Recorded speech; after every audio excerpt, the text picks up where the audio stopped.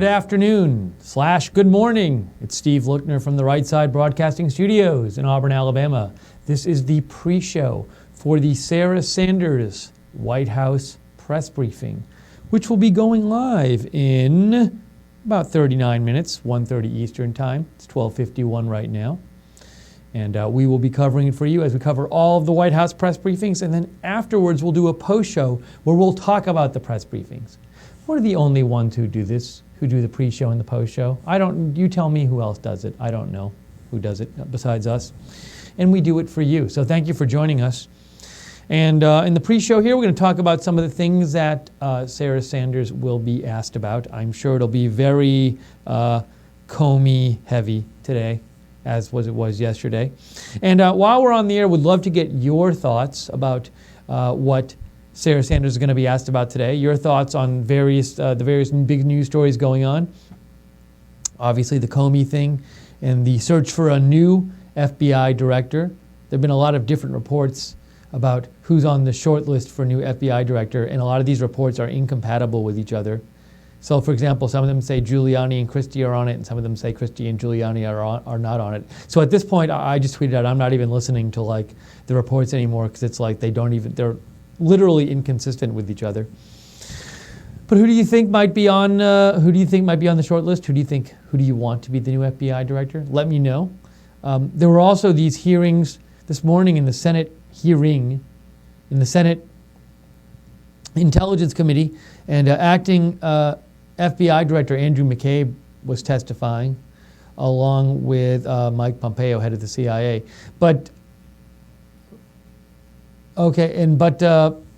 So there were some interesting things said by acting Director McCabe.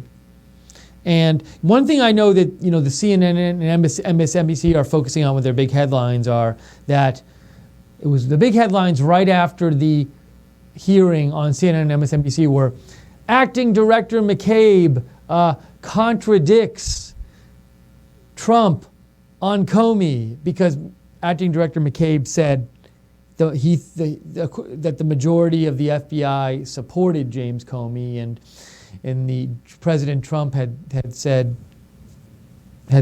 the Deputy Attorney General saying that James Comey had lost support at the FBI, lost support of the Bureau.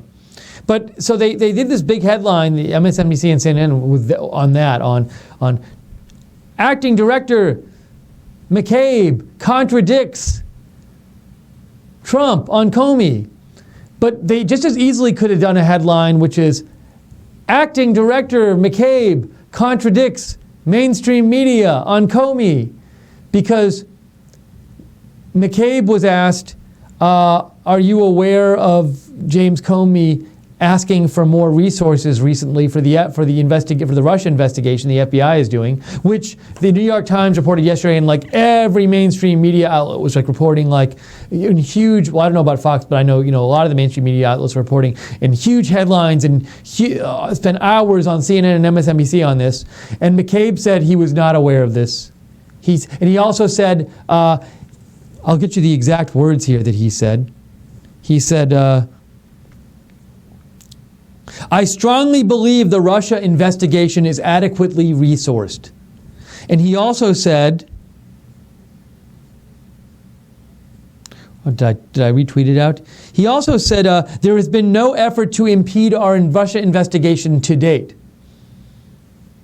So as to why, after the briefing, CNN and MSNBC have these big headlines that say, McCabe contradicted for Trump, rather than McCabe contradicted mainstream media, all these things we were saying yesterday, talking about for hours and hours and hours. I don't know, it seems like he contradicted both.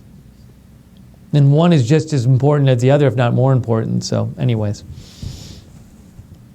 we'll see how much they talk. We'll see if they give even coverage to both of those. Let's see here. So we're here. It's 12:55 p.m. Sarah Sanders will be on at 1:30 p.m. Eastern Time, and we want to hear from you. So write or email. Write me on Twitter at Lookner on Twitter at LOOKNER. Direct message me. I'll read your comment on the air. Were you watching the McCabe hearings? What did you think? Is the word hearings, when I say McCabe hearings, I should say McCabe hearing, not hearings. So what did you think of the McCabe hearing? And what do you think about the other stories going on today? We'll talk about some of those. So you can message me on Twitter, @Lookner, @LOOKNER, or email me, steve.lookner@rsbn.tv. And I'll read your comment on the air. I'll do my best to try to answer your questions, if you have them. I'm seeing a little thing here. Okay, this is pretty fascinating.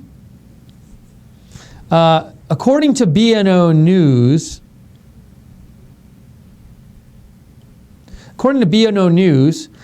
in an NBC interview, I think they might be talking about the Lester Holt interview, which is supposed to air tonight. But President Trump says he was going to fire former FBI Director James Comey regardless of Justice Department's recommendation. So that would seem to match some of what was said by Sarah Sanders yesterday, where she said he was thinking of firing him from the day he was elected. However, it doesn't really match what was said immediately after the firing, which was that he fired Comey, President Trump, because the Attorney General and Deputy Attorney General had recommended it. So we'll see. We'll have to watch the interview and see what he says tonight.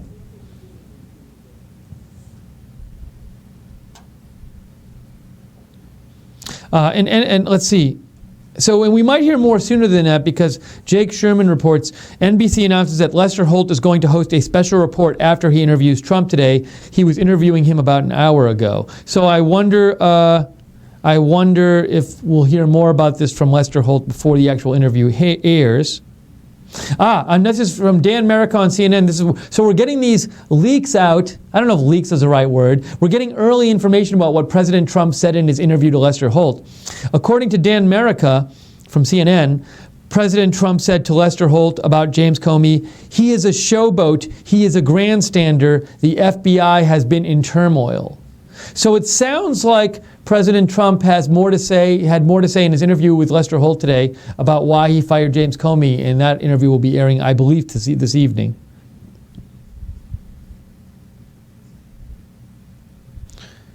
I'm just peeking here to see if there's any more information, recent information about what was said in this interview, because this all seems to be coming out now.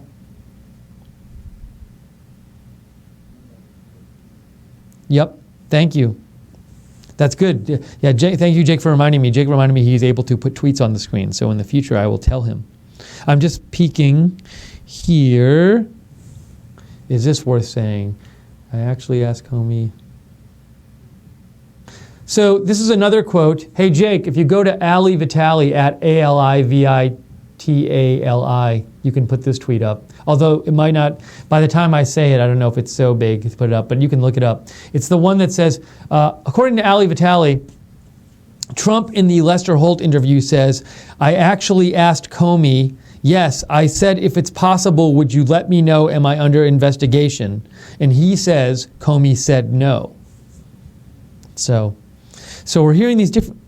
this was Ali Vitali, Jake, but it's okay if you can't get it, because I'm probably going to move on from it. So Jake and I are working out our system here. Jake has been nice enough to figure out the technology to put tweets on the screen. The problem is, if I'm not giving I don't necessarily know what tweets I'm going to talk about on camera before, because they just come out in real time, and so I'm not able to give Jake sometimes a head up enough about the tweet. So Jake, just forget about that one. Oh yeah, that one. Yeah, so if you want to put that up, that's fine. That's the one I just talked about. So sometimes Jake will put up tweets. And also, I don't have my monitor in here yet. We're supposed to be getting that soon, the full-time monitor, so I can't really see what he's putting up on screen. So apologies for any kind of little mistakes we have. Jake's doing a great job, though. See, here's another story I read. It's just like these stories about the short list. This is the second person I've seen today. This guy, Paul Volpe, reports that from Politico, says Kelly Ayotte is on the list of candidates to replace James Comey. But it's like, I've seen 7 different lists, and they're inconsistent.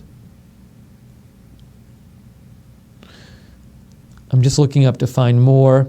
So to recap, I'm looking on my Twitter because this information is coming out now about the interview President Trump did just today, just earlier, I think about an hour ago with Lester Holt, or was going on like an hour ago, and it's going to be broadcast tonight, but there's all these, like, I guess you could call them leaks coming out about what he said.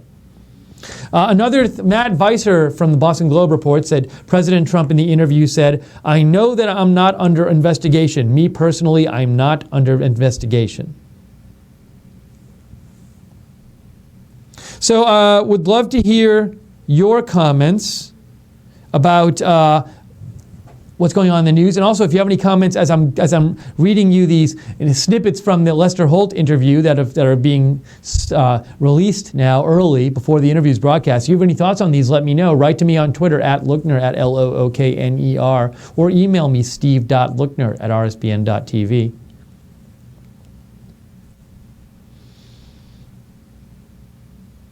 No to the mark, you sent me something about high radiation released after Hanford tunnel collapse, and you sent me a YouTube video. I'll check it out later. I haven't seen any reports of this anywhere else, so I'll have to check out your video, but I haven't seen any other news reports about it, so it hasn't, certainly not confirmed. I'll check it out, look into it, see if I see anything. No to the mark also says McCabe is a crook. He said blank Trump and his wife took $700,000 from Clinton operative and Virginia Governor McAuliffe. So the story, that's part of that story where his wife, McCabe's wife, was running for a congressional seat, and then after the Hillary investigation was announced by the FBI, his wife took, I think it was like $675,000 in donations from Clinton supporters that were funneled like through Governor McAuliffe, who's a friend of the Clintons, or he organized the donations or something, or it was his super PAC. So that's what you're referring to. Thanks, No to the Mark, for writing in. Let me just check and see if there are any more details from this interview. Trump said in this interview, according to Dan America from CNN, Dan America says, Trump said Comey wanted to have dinner because he wanted to stay on.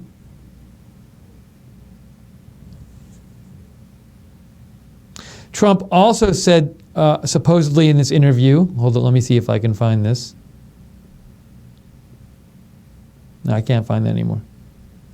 All right, I'll keep you posted. I'm keeping an eye on my Twitter here, seeing what else is reported about this, what President Trump said in this interview today. Let me pull up my email here, too. There's one other quick thing I wanted to mention, which I forgot to mention so far.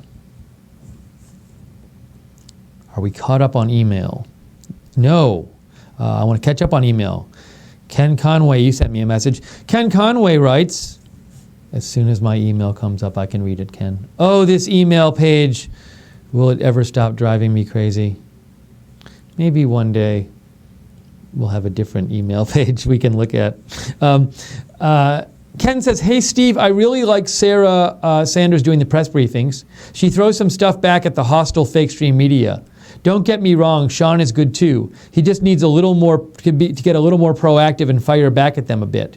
He lets them run the show too much, in my opinion. I think he can do it without any criticism. If they complain, he can just tell them that the other option is to just not have a daily briefing Q&A. By the way, here's an article on the investigation of Chuck Schumer and his ties to terrorism. This would not surprise me because of Chuck's heartfelt love, in parentheses, tears, for radical Islamists. I think Trump needs to throw this out on Twitter and fight fire with fire and see how he likes it. Thank you for, I don't have time to look at the link now, Ken, but thank you for sending it. And he says, thanks for a great show. Thank you, Ken, for writing in. Appreciate it. Let me go back here. We have another message here. Mike Klonks writes in, greetings, Steve. I do not believe McCabe regarding support of FBI. So, Mike, you don't agree with McCabe's claim that the majority of the FBI supported Comey. Thank you for the message, Mike.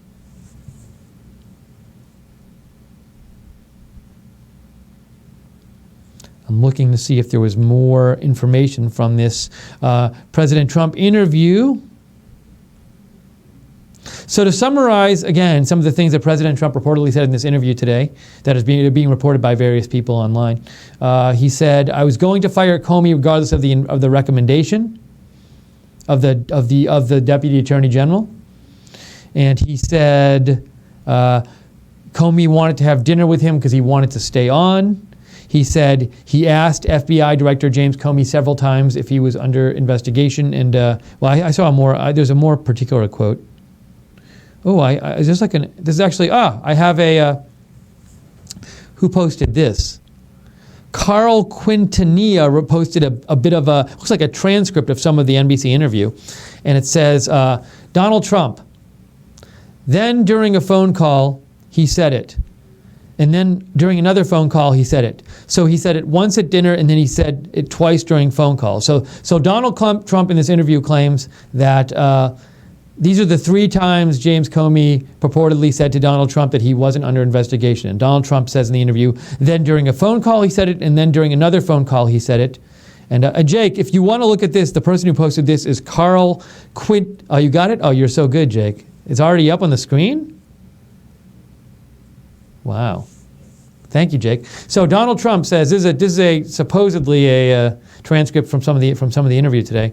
Donald Trump, then during a phone call he said it, and during another phone call he said it. So he said it once during dinner, and then he said it twice during phone calls. Lester Holt, did you call him? Donald Trump, in one case I called him, and in one case he called me. Lester Holt, and did you ask, am I under investigation? Donald Trump, I actually called him, yes. I said, if it's possible, would you let me know am I under investigation? He said, you are not under investigation. Lester Holt, but he's given sworn testimony that there is an ongoing investigation into the Trump campaign and possible collusion with the Russian government. You were the centerpiece of the Trump campaign, so was he being truthful when he said you weren't under investigation? Donald Trump, well, all I can tell you is, well, I know what? I know that I'm not under investigation. Me, personally. I'm not talking about campaigns. I'm not talking about anything else. So I will say this. I've heard a lot of pushback in the last day or so over President Trump claiming in this letter, last couple days, President Trump claimed in his letter to James Comey when he fired him that Comey told him 3 times he wasn't under investigation. And I've heard some pushback and some people saying, well, that's just false because he was under investigation. But I mean, a perfectly plausible reading of President Trump's letter is that he was saying Comey told him he personally wasn't under investigation. And that seems to be what President Trump is saying here. He says, well, all I can tell you is that, well, I know what? I know that I'm not under investigation, me personally. So it's not, even if the FBI is investigating some possible collusion between Russia and President Trump's campaign, that doesn't make it false if President Trump says, it doesn't make it false that President Trump, it doesn't make it false necessarily that President Trump is not personally under investigation. So it doesn't seem to me that when President Trump wrote to James Comey, you told me I'm not under investigation. That's clearly false because as President Trump said, he could have just been talking about himself personally. Okay, let's see. So it's a quick time check. We have about 20 minutes till the start of the Sarah Sanders press briefing. We cover all the press briefings here at Right Side, and we do a pre-show and a post-show. This is the pre-show. We're taking your comments and your questions. I'll say them on the air. Write to me on Twitter @Lookner, or email me steve.lookner@rsbn.tv. And we're also today talking about these breaking details that are being released of the President Trump interview he did today with Lester Holt, which hasn't aired yet. Sorry. I'm going to get my Right Side mug and have some water. I slurped there. I'm sorry. Let's see if I can do this without slurping. Much better. So, Steve, a lot of people ask, I'm sorry to butt in, but could you turn yourself up some more? Drink coffee, and I have to tell them no, and you should probably confirm that with everybody. Jake, I'm having a hard time hearing you. Could you turn it up a little more and say it again? I was saying a lot of people ask if you drink coffee, and I have to tell them no, but I thought maybe you could confirm that for them. No coffee, no caffeine. A couple of years ago, I had to change my diet because my metabolism slowed down, and I gave up soda, but I figured why not just give up caffeine, because that was really, I gave up sugar soda, but I figured why not give up caffeine. It's so awesome not having caffeine. I sleep so much better. I don't get headaches during the day. I don't get tired at weird times during the day. It is great, and I know most people have it. Most people drink caffeine, like the vast majority of people. And I thought it was going to be the worst thing giving it up, but I love it. And I will say this. This is my little. This is a total aside, not about politics. But I feel with caffeine, if no one drank caffeine, if it didn't exist, and then it got invented, and someone said, hey, I invented this new thing, and it has these effects on your brain and your metabolism, but especially on your brain, and it does things to it and makes you feel kind of different, you want to drink it? I think a lot of people would just not drink it and be like, I don't want to like mess with my sleep and my attentiveness and other things and get some headaches or something. So, but it's just accepted now to the point where just so many people drink it. But I think part of that. So one of my points is that you might say, Steve, you're crazy for giving up caffeine. But I think part of the reason that it seems crazy to give up caffeine is it's just so ingrained in our society that everybody just drinks caffeine, and it's just like not questioned because we all grow up drinking it. So, but I couldn't recommend more giving up caffeine. It's been great. Now we will never get sponsored by the caffeine industry, unfortunately. But what can I say? So that's I do not drink coffee, and I don't drink decaf either. I've never liked the taste of coffee. I drink water and soda water. That's what I drink. Okay, let's see. IB Dog writes in, you sent me, he said, not really for air. Okay, I won't say it, IB Dog, because you said not for air. So let me check Twitter again and see if there are any more updates about what President Trump said in his interview. Nope, it seems the details have stopped from the interview. We had a brief burst of details from President Trump's interview with Lester Holt. When is this airing? Let me see if I can find out. When is that airing?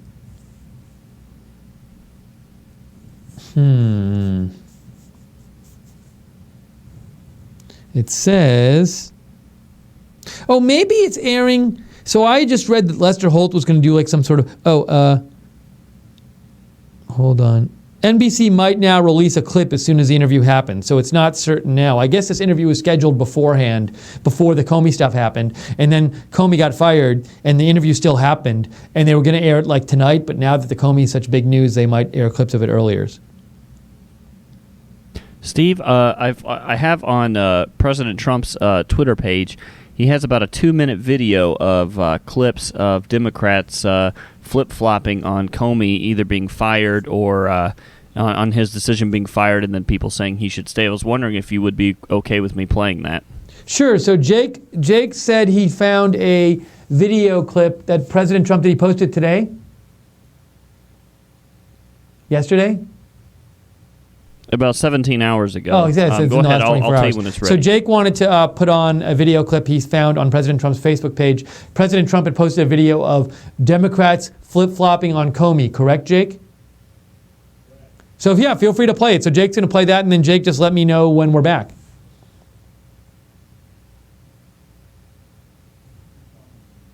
Okay. And also, Jake, when you're done, I found a little more of the transcript from the Trump interview that you can call up when you're done with that. And I'll read it for the viewers.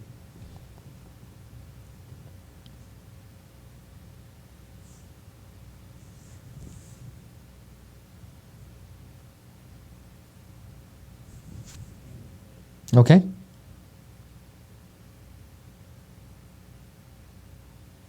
Comey acted in an outrageous way. I think he should take a hard look at what he has done. And I think it would not be a bad thing for the American people if he did step down. And do you believe that Jim Comey should resign, Senator Reid? Of course. Did you want to see him gone? So it's absolutely true that Democrats have been very critical of James Comey, and many of us did call for his resignation. It's hard to be a director of such an important institution when that trust is no longer there. Can you tell us anything about the discussion? No, it's classified and we can't tell you anything. All I can tell you is the FBI director has no credibility. FBI director not to send the letter. Comey ignored the warning and sent that letter to lawmakers. He even released internal FBI memos and interview notes. I may have missed this, but my 42 years here, I've never seen anything like that. Mr. Comey can render his country now is to resign. Failing that, Jeff Sessions should invite him for a meeting after he's confirmed as Attorney General and ask for him to resign. I agree with the Wall Street Journal. It's in the best interest of the country that he stepped down. Joe, you're opined, frankly, publicly, about legal conduct. The president ought to fire Comey immediately, and he ought to initiate an investigation. There needs to be restoration of the credibility of the FBI. I mean, that needed to be done. And I think he should resign because he's damaged the FBI's reputation. The faith of the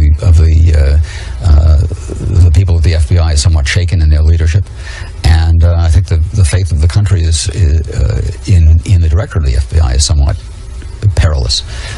Given all of that, I think he ought to spend more time with his family. The answer is that he resigns by midnight tonight, or early enough that the world can know that maybe he's not in the right job.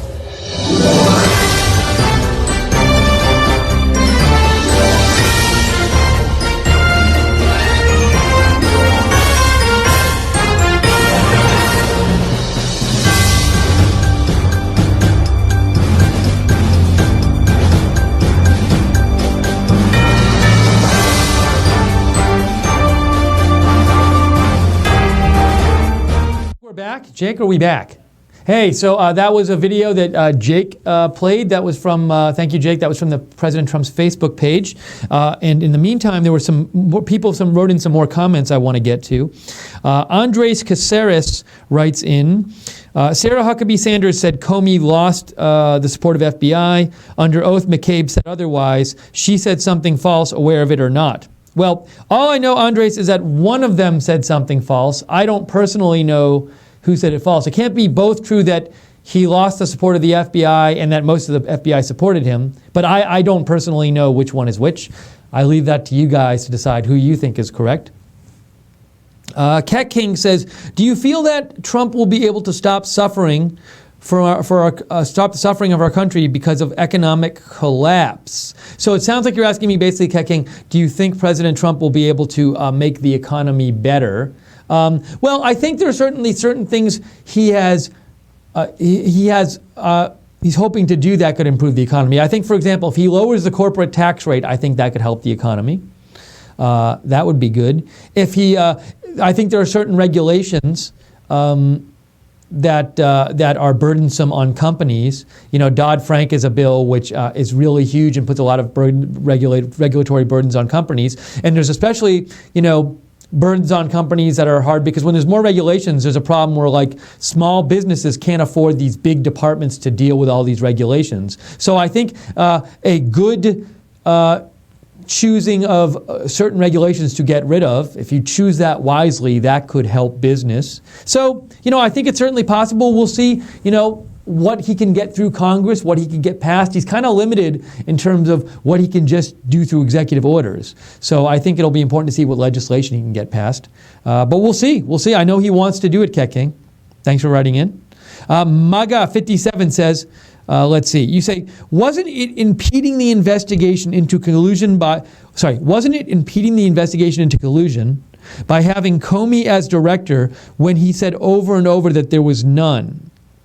I'm not quite understanding the question, Maga57. Feel free to clarify. You say, it sounds like you're saying, wasn't President Trump impeding the investigation into collusion? I get that part. Then you say, by having Comey as director when he said over and over that there was none. I'm not sure who you're saying was saying this over and over, so feel free to write me back and clarify. Also, you say, if anything, and I saw it as a plus for Trump having Comey, so firing Comey helps Trump none. Well, so one thing you are saying, MAGA57, is you liked James Comey, and you didn't, so you don't think it helps Trump to fire him. I'd be interested in hearing more as to what you didn't like about James Comey if you want to write back, MAGA57, but thank you for writing in. Patty Farr in the Facebook chat said, wonder how much James made a year. I believe referring to James Comey. Oh, we could probably look that up. By the way, Jake, I wasn't really hearing you that well when you said that. So you can turn your volume up. Oh, great. I'll get to, that's going to be after I get to the comments. We'll do that. FBI director salary. I'm going to guess. I'm going to say $300,000. Huh? Is this true? That'd be less than I thought it was. Let's see. Well, Glassdoor says director salaries at FBI can range from $119,800 to $129,600. Wow, I thought it'd be more than that. Interesting. you really do make way more in the private sector for comparable positions than you work in government, than you do in government. Because like James Comey has had a very, very high position in government. The FBI director is a very high position. If you're in a high position in like some big corporation, you make way more than $129,000. Although I wouldn't feel bad for people working in high positions in government, because as soon as they get out, they can get these giant like lobbying and corporate board positions where they get paid tons of money, which I think is problematic, but that happens. Vicky Richardson writes in, what does an independent counsel do that's not already being done with what's going on in the investigation of the Russian hacking and collusion investigation? So, good question. So, Vicky, here's the deal with independent counsel, and it's not really independent the way the laws are right now. But basically, what happens is this. The investigation, any federal investigation into possible federal crimes is run by the Attorney General's office. The Attorney General's office is in the executive branch, so it answers to the president. So the problem comes is what if like the president or somebody in the Attorney General's office or somebody connected with them is accused with a federal crime? And you might think, well, maybe it's hard for the Attorney General's office, which is under the president, to do a unbiased or at least an unbiased investigation of this possible crime, or at least an investigation that appears unbiased of this possible crime, if they're investigating somebody in their own department, or somebody who, like the president, or somebody who works for the president, and remember, the president is like the boss of the Attorney General's department. So an option would be for there to be a special prosecutor appointed, so that who doesn't work in the Attorney General's office, and that person could be seen as like less likely to have a biased investigation. However, the way our current laws are written, there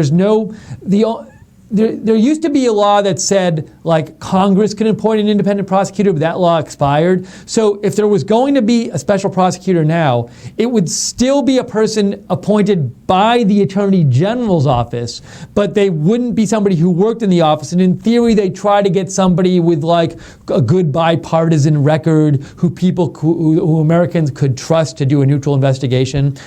So the point is really to make the investigation both actually and seemingly less possibly biased. So that's the reason why you'd have a special prosecutor. But again, the special prosecutor at this point would need to be appointed by the Attorney General's office.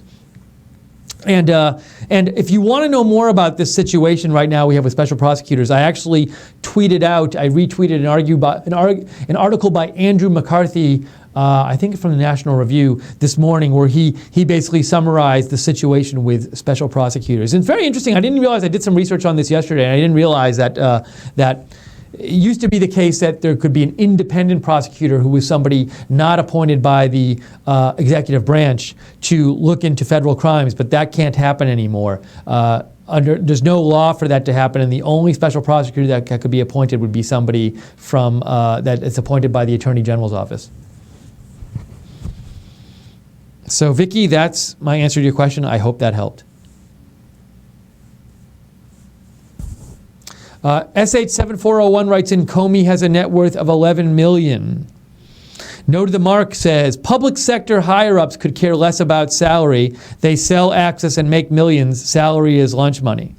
So, so you're saying they make millions. You're saying, no to the Mark, you think they make millions while they're in office by selling access. But I know a lot of them make money after by taking these other jobs like lobbying jobs and stuff like that. Thank you both for writing in.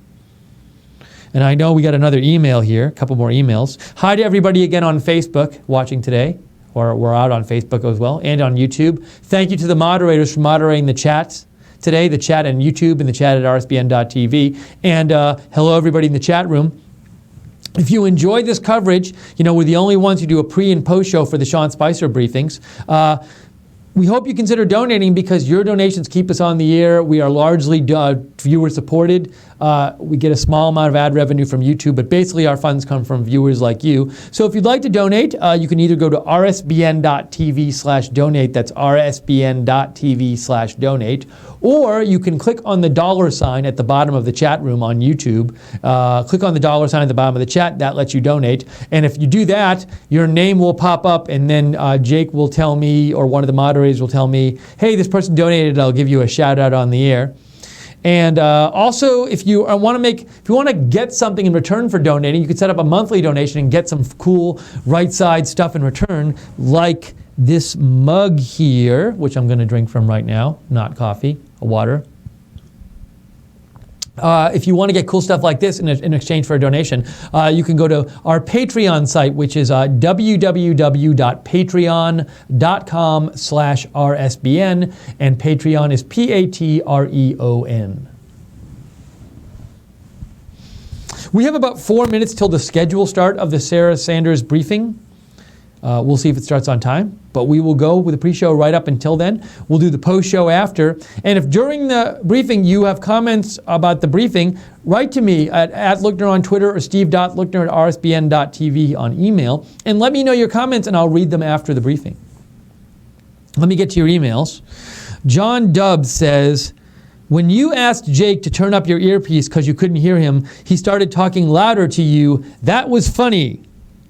So John enjoyed our banter, Jake. We weren't trying to joke around. What? Now Jake's going to talk even louder.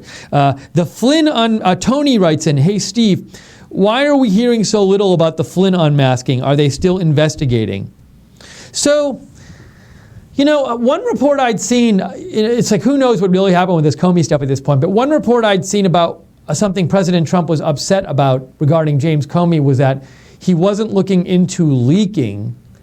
He wasn't looking into the leaks enough from the FBI, and I would assume from the.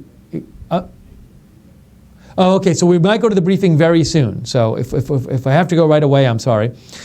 So I know. So one report said that President Trump wanted President Comey Director Comey to investigate the leaks more coming from like the intelligence community. But also, I wonder if that's something that President Trump wanted Director Comey to investigate. Did he want him to investigate the unmasking stuff? Why are we hearing so little bit about it?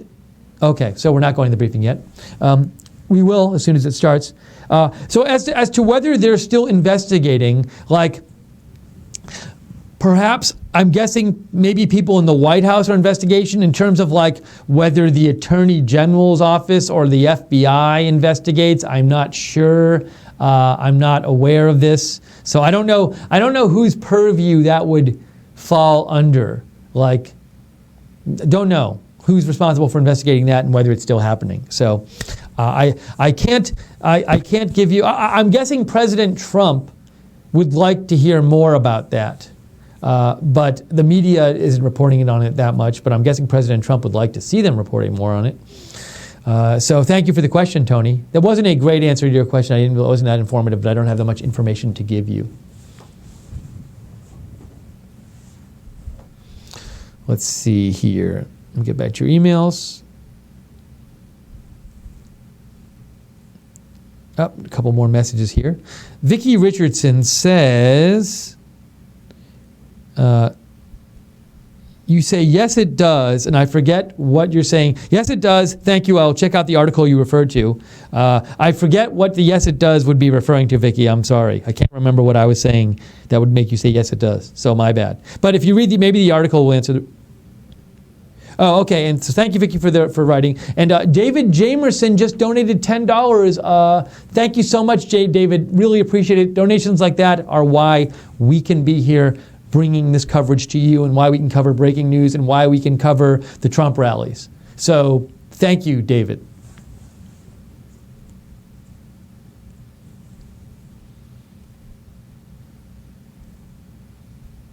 William Heritage writes in, Susan Rice has a net worth of $50 million as a career U.S. public servant with a maximum salary of $172,000. William Heritage. Now, I'd be interested in knowing where you got the Susan Rice figure. I'm going to look up Susan Rice net worth on Google right now and see what comes up. Let's see. Investment one. I see a couple articles. I see one at the Black Sphere, one at. Now even the Washington Post in 2012 wrote something. I did not know this. I think it says something about her $20 million plus net worth. Let me look up this. This is quite interesting. I never realized this. Can I find it in this article? I know it mentions it. It says. Inheritances from her husband and her family, as well as her own investments, are chiefly responsible for her $20 million plus net worth. So now I have no idea if they're accurate about what exactly. I don't know. That's what Washington Post says. I don't know exactly about the sources of her net worth. But yeah, wow, she is a very big net worth. Now, she did get some inheritances, but I never realized she was worth that much money. Thank you for the heads up. William Heritage. MAGA 57 says Comey's believing there was no collusion with Russia and Trump is what got him fired. So MAGA, you're saying that Comey believed there was no collusion with Russia and Trump. I don't know. I didn't hear him report that he believed that. But also, I'm not sure why that would cause Trump to fire him. You'd think if he believed that, then President Trump would be cool with him running the investigation into the Russia collusion. Now, maybe I'm misinterpreting you, MAGA.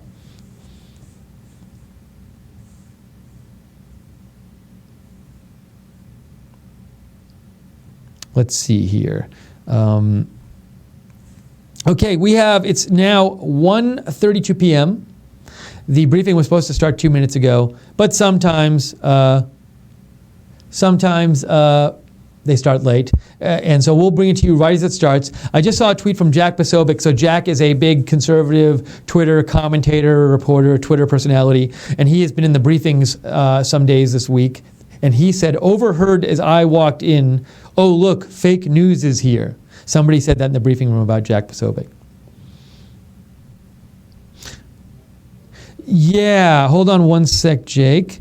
Why don't we show that? But I got to call it up here, Jake.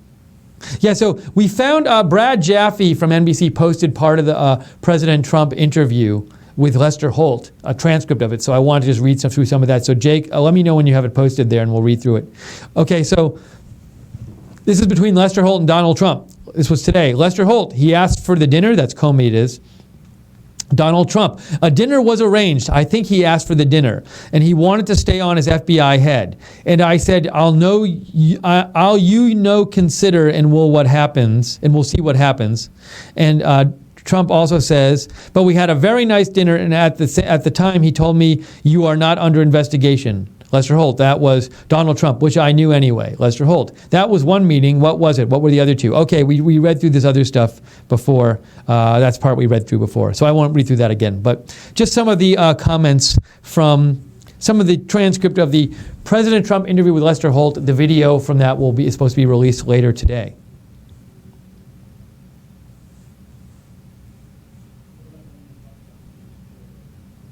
The actual transcript of that? Was that on that, Jake? Oh, okay. I missed that part. Let me go back.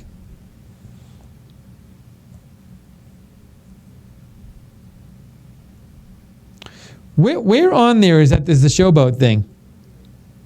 Jake?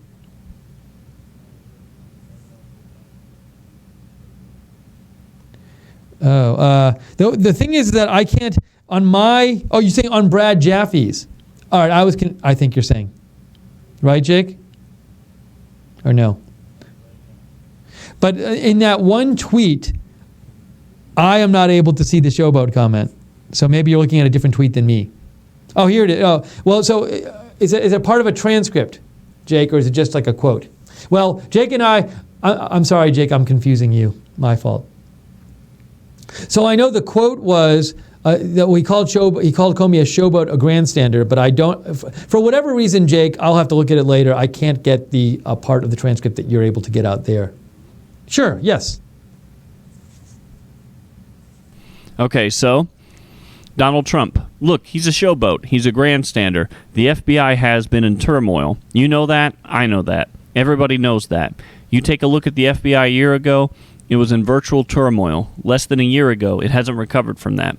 Lester Holt. Monday, you met with the Deputy Attorney General, Rod Rosenstein. Donald Trump. Right. Lester Holt. Did you ask for a recommendation? Donald Trump. What I did is I was going to fire. My decision, it was not. Lester Holt. You had made the decision before they came into the room. Donald Trump. I was going to fire Comey. There's no good time to do it, by the way. They were Lester Holt, because you later said I accepted their recommendation, so you had already made the decision. Donald Trump. I was going to fire regardless of recommendation. And that's the end of it. Thank you, Jake. So that was more of the transcript from Donald Trump's interview today with Lester Holt, which the video will be released shortly, reportedly. We're waiting for the press briefing to start with Sarah Sanders. As soon as it starts, we'll go right to it. And join us for the post show. Oh, I'm sorry, they are showing clips of it now. Jake? Yes? So Jake, according to Jake, because I don't have TVs in the room with me, the networks are now showing clips of the interview. This is... So Ket King, America First just sent me a tweet, and it says, Spicer must have a lot on his mind. He's wearing 2 different shoes. Now, I don't know where this photo came from or when it was taken, but it is a photo of Spicer. It looks like wearing 2 different shoes. Oh, but it might also be, he might have like a foot problem and be wearing some kind of like cast or, like slipper on one shoe for that. I'm not sure. So I can't speak America First to where these photos came from, but thanks for sending them in. Chick Mouse Vintage on Etsy donated $10. Wow, Chick Mouse Vintage on Etsy donated $10. Thank you, Chick Mouse Vintage on Etsy. Very much appreciated. That money helps us stay on the air. And that's really cool of you. If you'd like to donate, again, go to rsbn.tv/donate. I wonder if they want us to visit Chick Mouse.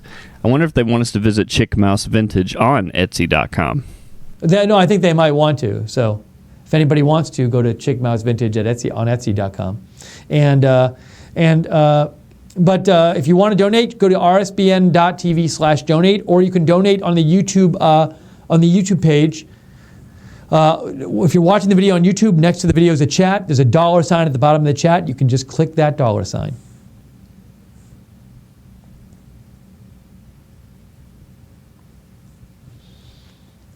You can add Jack Posobiec to the number of people who are reporting that Sean Spicer might be on the way out as press secretary.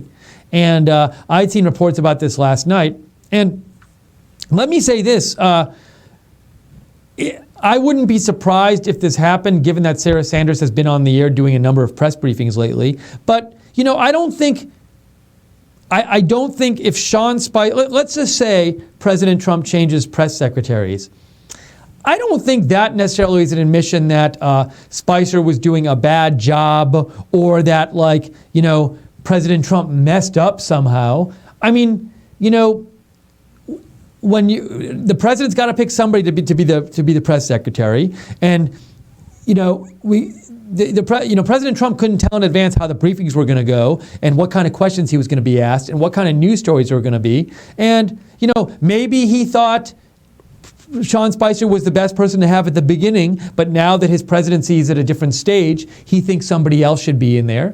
Maybe he thought, well, Sean's good, but given how the press is acting, it's not Sean's fault, and maybe Sarah would be better for this or something. Maybe he did think Sean's doing a bad job, but my point is this, that if Sean Spicer is replaced, I wouldn't necessarily come to the conclusion that A, that's like a President Trump screw up to have hired him, or B, that Spicer necessarily did a bad job and President Trump thinks this. I think it's a perfectly normal thing for a president to change a press secretary or to think a new press secretary is warranted. Now, you might say, but he's only been press secretary for 4 months. Maybe somebody can make that argument that it shouldn't be so soon. But I just, I don't think that I'm sure if he fires or replaces, whatever word you want, fires, replaces, Spicer, that the mainstream media will be like, oh, this is such a giant screw up and everything's out of control with the Trump administration and blah, blah, blah, blah, blah. And I don't necessarily subscribe to that way of viewing things. It's Fine. He's been doing it for 4 months. For various reasons, you could want somebody else to do it. I don't see why a president should feel like the same person should have to be out there every day for all 4 years. And especially, so all I'm saying is I wouldn't jump to like too big conclusions if that happens. But we'll see what happens with it. Let's see here. Another possibility, let me say this. There's another possibility. Maybe Sean Spicer doesn't want to do it anymore. Maybe Sean Spicer walked in the White House a couple weeks ago and said like, hey, I want to do something else or blah, blah, whatever. 9 million different reasons. And he could have said, let's try to get somebody else in here, try somebody out, and if it works out, maybe I'll leave. Could be. I don't know. So we'll see. We'll keep an eye on it. Okay, it is 1:41 p.m. Eastern Time. And 1:41 Eastern Time. The briefing was supposed to start 11 minutes ago, but they sometimes start late. When it starts, we'll go right to it. Please join us for the post show right after the briefing. We will talk about the briefing. And if you have comments during the briefing about the briefing, you want me to read on the air after the briefing, write to me at Lookner on Twitter or steve.lookner@rsbn.tv on email. We got a message here from Trinidad Scorpion. Let's see. Hey, Jake, there was a question from Trinidad Scorpion just wondering, saying he hasn't seen RSBN Monitor in the chat as much lately and just wanted to know if she's going to be making more appearances in the chat. We will answer that afterwards, but for now it's time to go. Okay. All right. We got to go to the briefing now, and we will see you after the briefing. Enjoy the briefing.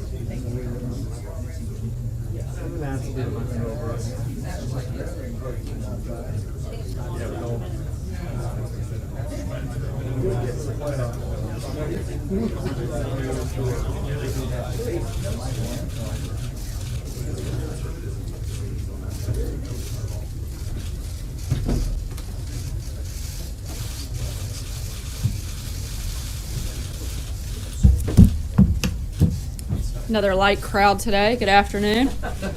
First off, before we get started, I'd like to bring up Homeland Security Advisor Tom Bossert to tell you about an executive order on cybersecurity that the president just signed.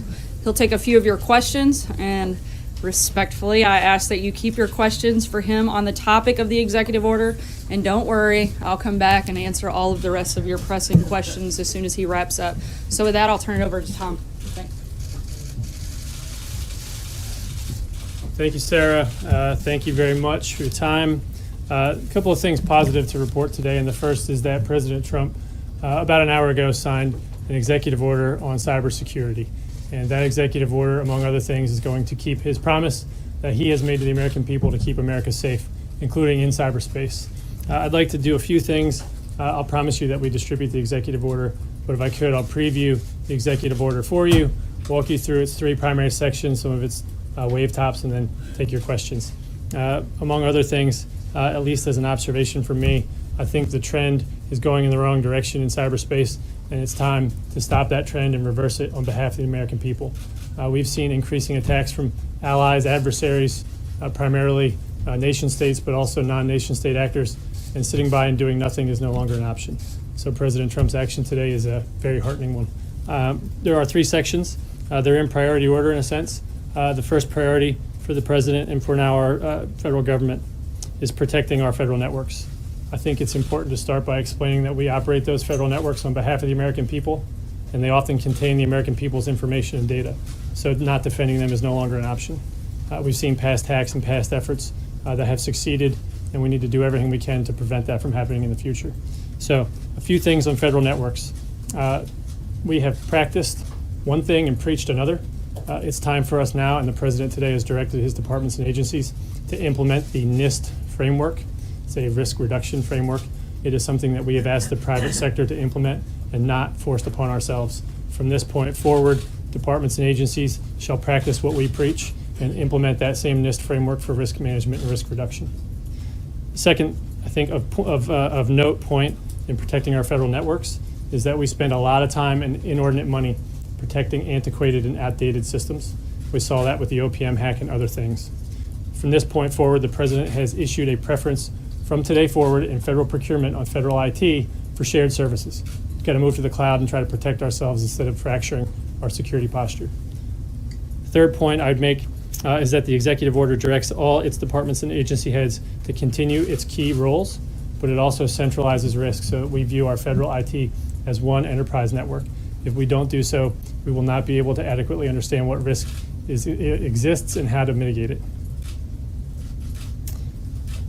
A number of thoughts on that. Among other things, that is going to be a very difficult task. So modernizing is imperative for our security, but modernizing is going to require a lot of hard, good governance. And responsible for that today is the President's Technology Council. The President's American Technology Council is going to run that effort on behalf of the President here out of the White House. And we have great hope that there'll be efficiencies there, but also security. And I would probably note to you that other countries have taken 2 or 3 years to learn what we just came up with in 2 or 3 months, and that is that we can't promote innovation without first thinking through risk reduction. So doing that together is a message that we've learned, but doing it together is a message we'd like to encourage private sector folks to adopt. So point 2 in the executive order is our critical infrastructure cybersecurity effort. The president has directed the president's cabinet to begin the hard work of protecting our nation's most critical infrastructures, utilities, financial and healthcare systems, telecommunications networks. He's directed them to identify additional measures to defend and secure our critical infrastructure. And he's continued to promote the message that doing nothing is no longer an option. So the executive order not only requires his departments and agencies to help those critical infrastructure owners and operators and the most important ones, but to do it in a proactive sense. He messages a tilt towards action. We've seen bipartisan studies and observation from me over the last 8 years. Both parties, they've made powerful recommendations. They have not been adopted for various reasons. This executive order adopts the best and brightest of those recommendations, in my view. I'm going to stop with those three and take questions. Two questions for you real quickly. First, actually, if I could. Yes, please. Brian. Brian, go ahead. Pleasure. First, was the Russian hack in any way responsible or an impetus for this? Number two, I've talked to IT people who say putting stuff on the cloud actually can be problematic as far as security. So what additional security measures would you apply to the cloud to make sure that it's not as risky as some of the IT people tell us it would be? Yeah, a couple questions there. So let me say three things first. The third section of the executive order, maybe the one I skipped over here a moment ago, speaks to two halves. It speaks to not only the need to develop the norms in the interoperable open communication system that is the internet. The United States invented the internet, and it's time to maintain our values on it. But it also speaks to a deterrence policy, which has long been overdue. And so the Russians are not our only adversary on the internet, and the Russians are not the only people that operate in a negative way on the internet. The Russians, the Chinese, the Iranians, other nation states are motivated to use cyber capacity and cyber tools to attack our people and our governments and their data. And that's something that we can no longer abide. We need to establish the rules of the road for proper behavior on the internet, but we also then need to deter those who don't want to abide by those rules. So the answer to your first question is no, it wasn't a Russian motivated issue. It was a United States of America motivated issue.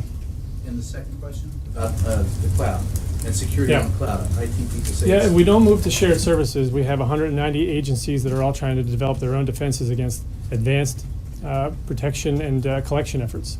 I don't think that that's a wise approach. There's always going to be risk. And so your question is, are we still at risk? Yes. I'm not here to promote for you that the president has signed an executive order and created a cyber secure world and a Fortress USA. That's not the answer. But if we don't move to secure services and shared services, we're going to be behind the eight ball for a very long time. Thank you. You're welcome. Thanks so much, Bob. You said sitting around doing nothing. Is it your contention that the Obama administration, that was its approach to cybersecurity, sitting around and doing nothing? Question one. Number two, you talked about one enterprise network. Does that mean every system throughout the federal government, under this executive order, the ambition is to make them all the same or protected in the same way? No. So I'll answer them in reverse order if I can. What we need to do is view the federal government as an enterprise, as opposed to just viewing each department and agency as its own enterprise. So the Department of Homeland Security and Secretary Kelly will play a large and leading role in this effort in implementing the president's executive order. Has an enterprise, and their enterprise network covers 340 or so thousand employees and their contractors and so forth. They are responsible, and that secretary of each department and agency will remain responsible for securing those networks. But we need to look at the federal government as an enterprise as well, so that we no longer look at OPM and think, well, you can defend your OPM network with the money commensurate for the OPM responsibility. OPM, as you know, had the crown jewel, so to speak, of our information on all of our background and security clearances.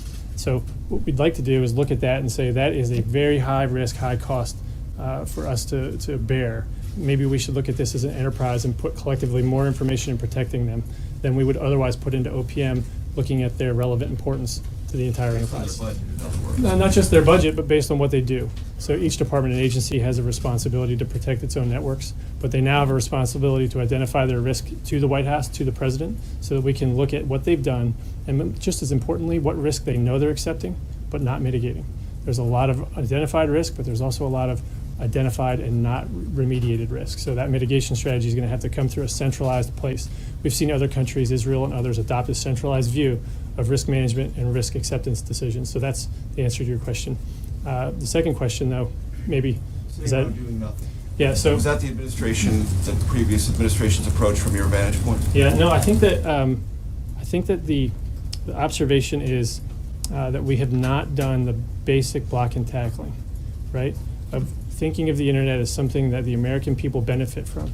I think what we've done is focus on the federal IT portion of it. I think that a lot of progress was made in the last administration, but not nearly enough. I think we're going to change that. And I think looking at this from the perspective of a deterrence strategy, to be honest, yes. I think the last administration should have done that, had an obligation to do it, and didn't. A little bit like deterrence. I was wondering if the administration has a view on what might constitute an act of war with regard, what kind of cyber attack might constitute an act of war. Yeah, there's a whole lot that we'll talk about in terms of what constitutes a cyber attack, what's war and what's not war. The Talon Manual and other things are important, but I think the most important answer to your question is that we're not going to draw a red line on cyber war. at this point today. It's not within the direct scope of the executive order, but it also would violate, I think, the president's primary mission to me to not telegraph our punches. If somebody does something in the United States of America that we can't tolerate, we will act. Sir? You said that the point goal of this is to secure the internet. You talk about the internet as something that Americans use and enjoy. Well, the technical standards for most things on the internet are put together by many international standards organizations and engineers and things like that often aren't in the United States. Has there been any talk of outreach to these sorts of bodies to try and build in security into the next generation of protocols? Yeah, absolutely. So the message here is not just protecting the people of America. We have an America First perspective, but the idea of having like-minded people with similar viewpoints, like our allies, developing with us the open, operable internet is something key to figuring out how we will define what is and is not acceptable. We can't cut off the internet at our borders and then expect it to operate in a viable way. And if there are good ideas coming out of Germany, then we'll take them. If there are good ideas coming out of Peoria, we'll take them as well. Council, you mentioned the American Technology Council a short time ago. We really don't have much of an indication if there's any going to be like significant Silicon Valley or tech leaders who are going to be coming here. We know that there have been reports the president's had a few phone calls with someone like Mark Zuckerberg. Can you enlighten us a bit? Who can we expect to see here coming to the White House next month? Can we expect to see someone like Mark Zuckerberg working closely with the administration when it comes to that council? Yeah, so let me go backwards a little bit. Instead of telling you who the president did and didn't talk to, I'll probably get that wrong anyway. I'll tell you that there's a lot to be learned from private industry. And among other things, that stuff needs to come into the White House in the appropriate way. And so we talk on a regular basis to leaders, some that are technical leaders, some that are business leaders. My point of calling out the American Technology Council was to point out that they're going to have a leadership role in modernizing our federal IT. And that has a lot of reasons, right? There's efficiencies and cost savings that are beyond just security. So this executive order speaks to the security component of it. And I would direct you then to the American Technology Council and their efforts as you look through and think about those other efficiencies. But, as an example, we've heard numbers that suggest the federal government spends upwards of $40,000 per employee on their IT service costs. And that is so out of line with private industry that Secretary Ross and others would probably have a very easy time buying and making a lot of money off of a company that so poorly invested their dollars. And so I think you'll see that innovation come from that group of leaders and thoughtful people. And then in terms of what you'll see over the next month, I would say I don't know how to answer that specifically, but I'd like to take the opportunity in the opening before Sarah pulls me to thank 2 or 3 people. And one of them high on my list is Mayor Giuliani. I'd like to thank him for the advice he's given to me and to the president and to others as we formulate this thinking. I'd like to thank Representative McCall. I'd like to thank a few other members of Congress, Representative Ratcliffe and Hurd, Representative Nunez, Senator Collins, Senator McCain in particular, Senator Byrd and White House. Burr and White House. There's a number of people that have provided thought leadership, have taken action, have passed legislation, all those things that we've liked, and that has improved our cybersecurity over the last 8 years. So I don't want to be critical of things that have happened over the last 8 years, but I do want to look forward to improvement.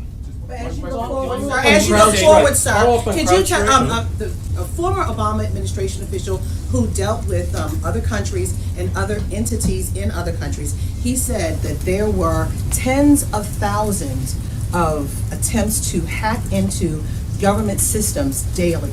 Can you quantify, can you confirm or deny that? No. The answer for no is that we see that happen and we then start getting into a numbers game. And what I think would be a better argument right now, not to cut off that question, it's a reasonable one, but the better answer here is for us to figure out how we can provide a better collective defense of our federal IT and those networks and data that we operate. If we do it based on an individual attack basis, we're probably looking at it in the wrong way. So was this person correct when they said from entities from around the world? I would say it this way without numbers. The trend line is going in the wrong direction. We see additional attacks, additional numbers, additional volume, and occasionally additional successes that trouble us.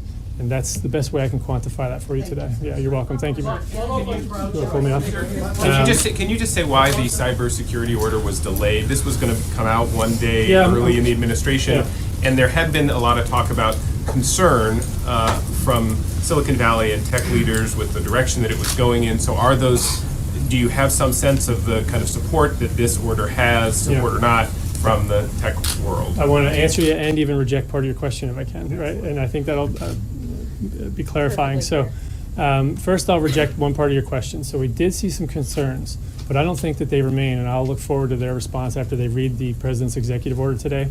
One of those concerns, for example, arose when they read the voluntary call in the president's executive order, which I applaud today, that we reduced greatly the number of botnet attacks in the United States, this distributed denial of service attacks.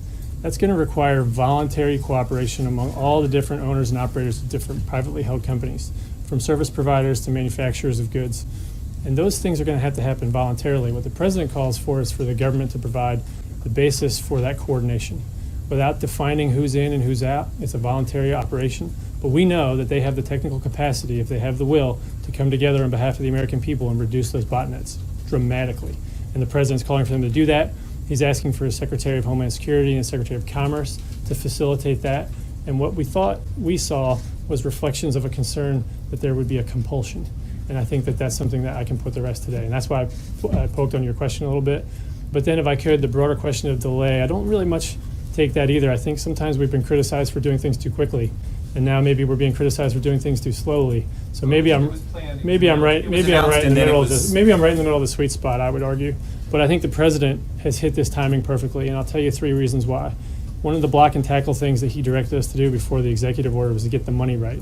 He's picked a cabinet full of people that know that business operations and business functions have to follow first, so that you can then provide policy that they can implement, right? So policy sets direction and vision, but if you don't have the right money and back office infrastructure and so forth to implement those things, well, then you have to either change your vision or change your amount of money. And so just off the top of my head, I thought you might ask that question. The first I already preemptively answered, and that is that we kind of learned a lesson here that we don't want to innovate with policy on the innovation side and secure with policy on the security side without doing that in tandem. And you saw the president signed on Friday last the Technology Council, and he signed today the cybersecurity order, and that was done intentionally. And then lastly, in between now and then, the president's FY18 budget allocated $819 million to DHS's cybersecurity budget alone. It dedicated an increase of $1.5 billion across all departments involved in protecting cyberspace. So from my perspective, both his first budget request and his future ones have right-sized and aligned that amount of money to keeping America safe. And that might answer all 3 components of your question. And with that, I know Sarah wants to pull me away. So thank you so much for your time. Appreciate it. Please address concerns Americans might have about political motivations that these cybersecurity companies, like, for instance, you mentioned Facebook, they're very political, or CrowdStrike. I'm sure he'll be happy to come back to questions later. Thank you so much, Tom. And actually, he was wrong on one thing. I would gladly have let him stay up here and talk cybersecurity with you all day. A few announcements, and then, as promised, I will get to, I'm sure, all of your many pressing questions. I'd like to announce that the president also just signed another executive order establishing the bipartisan Presidential Advisory Commission on Election Integrity. This will be chaired by Vice President Mike Pence. The president is committed to the thorough review of registration and voting issues in federal elections, and that's exactly what this commission is tasked with doing. The bipartisan commission will be made up of around a dozen members, including current and former secretaries of state, with Kansas Secretary of State Chris Kobach serving as vice chair. It will also include individuals with knowledge and experience in elections, election management, election fraud detection, and voter integrity efforts. 5 additional members that have been announced as of today: Connie Lawson, the Secretary of State of Indiana; Bill Gardner, Secretary of State of New Hampshire; Matthew Dunlap, the Secretary of State of Maine; Ken Blackwell, former Secretary of State of Ohio; and Christy McCormick, a Commissioner on Election Assistance Commission. The Commission will review policies and practices that enhance or undermine the American people's confidence in the integrity of federal elections and provide the President with a report that identifies system vulnerabilities that lead to improper registrations and voting. We expect the report will be complete by 2018. The experts and officials on this commission will follow the facts where they lead. Meetings and hearings will be open to the public for comments and input, and we will share those updates as we have them. In cabinet news, Secretary Perdue is in Cincinnati, Ohio today to announce the Agriculture Department's plan for reorganizing to provide better service to the American people, as the President directed in his March 13th executive order.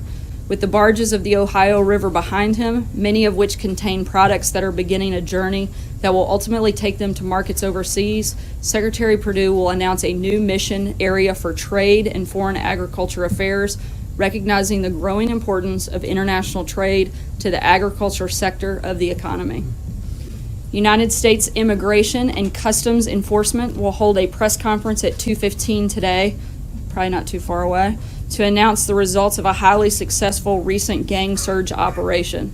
The President has made enforcement of our nation's immigration laws a top priority, and today's announcement will underscore not only that commitment, but his focus on targeting transnational gangs and prioritizing the removal of criminal aliens who pose a threat to public safety. Also today, Secretary Mattis met with the Turkish Prime Minister in London to discuss a range of bilateral security issues, and the Secretary reiterated the United States' commitment to protecting our NATO ally, and both leaders affirmed their support for peace and stability in Iraq and Syria. One other thing I wanted to point out, last night Obamacare suffered another serious blow as Aetna announced its decision to pull out of the Nebraska and Delaware marketplaces, which ends their participation in exchanges completely. They've sustained hundreds of millions of dollars over the last several years and is projected to lose more than $200 million in 2017. The company attributes those losses to structural issues within the exchanges, quote, that have led to co-op failures and carrier exits and subsequent risk pool deterioration, end quote. This latest news adds to the mountain of evidence that Obamacare has completely failed the American people and reinforces why there is no time to waste in repealing and replacing this law before it takes our entire healthcare system down with it. Finally, I know we hold those hands. I know we sent out a timeline regarding the firing of former Director Comey yesterday because there seemed to be some misperceptions about the meeting between the President and the Attorney General and the Deputy Attorney General on Monday. But I'm going to read it to you all again just to make sure we're all on the same page because I want the sequence of events to be perfectly clear to everyone. The President over the last several months lost confidence in Director Comey. After watching Director Comey's testimony last Wednesday, the President was strongly inclined to remove him. On Monday, the President met with the Attorney General and the Deputy Attorney General, and they discussed reasons for removing the Director. The next day, Tuesday, May 9th, the Deputy Attorney General sent his written recommendation to the Attorney General, and the Attorney General sent his written recommendation to the President. Hopefully that clears up some of those things. And with that, I will take your questions. Steve Holler. Sarah, why did the Lester Holt interview the President just had made a number of remarks? Why did the President think that James Comey was a showboat and a grandstander? I think probably based on the numerous appearances that he made, and I think that it's probably pretty evident in his behavior over the last year or so with the back and forth, and I think that it speaks pretty clearly. Those words don't leave a lot of room for interpretation, so I think it's pretty clear what he meant. When were these three conversations that the President had with James Comey about whether he was under investigation or not? He said one was at dinner, 2 phone calls. Was that since January 20th or when? That's my understanding, but I don't have exact dates on when those phone calls took place. Jonathan? Sarah, two parts of the Comey question regarding the interview the President just gave. First of all, isn't it inappropriate for the President of the United States to ask the FBI Director directly if he is under investigation? No, I don't believe it is.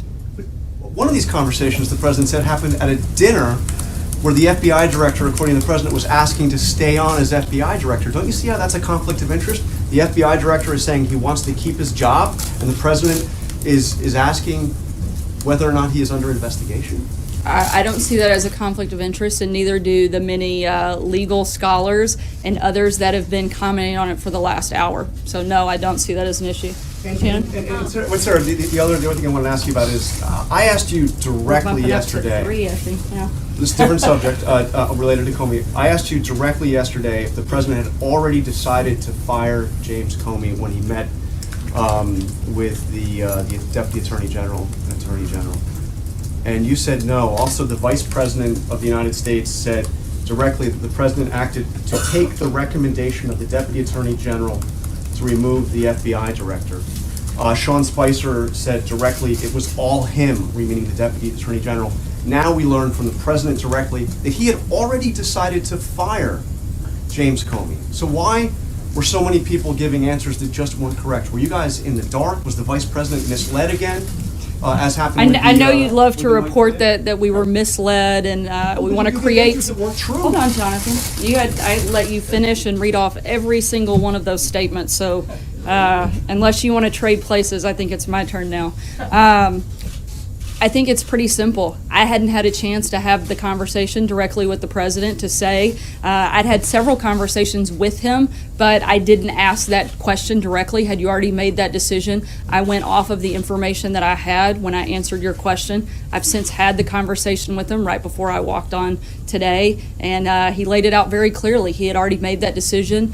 He'd been thinking about it for months, which I did say yesterday and have said many times since. And Wednesday, I think, was the final straw that pushed him, and the recommendation that he got from the Deputy Attorney General just further solidified his decision. And again, I think reaffirmed that he made the right one. But was the vice president in the dark too? This is important. Was the vice president in the dark too?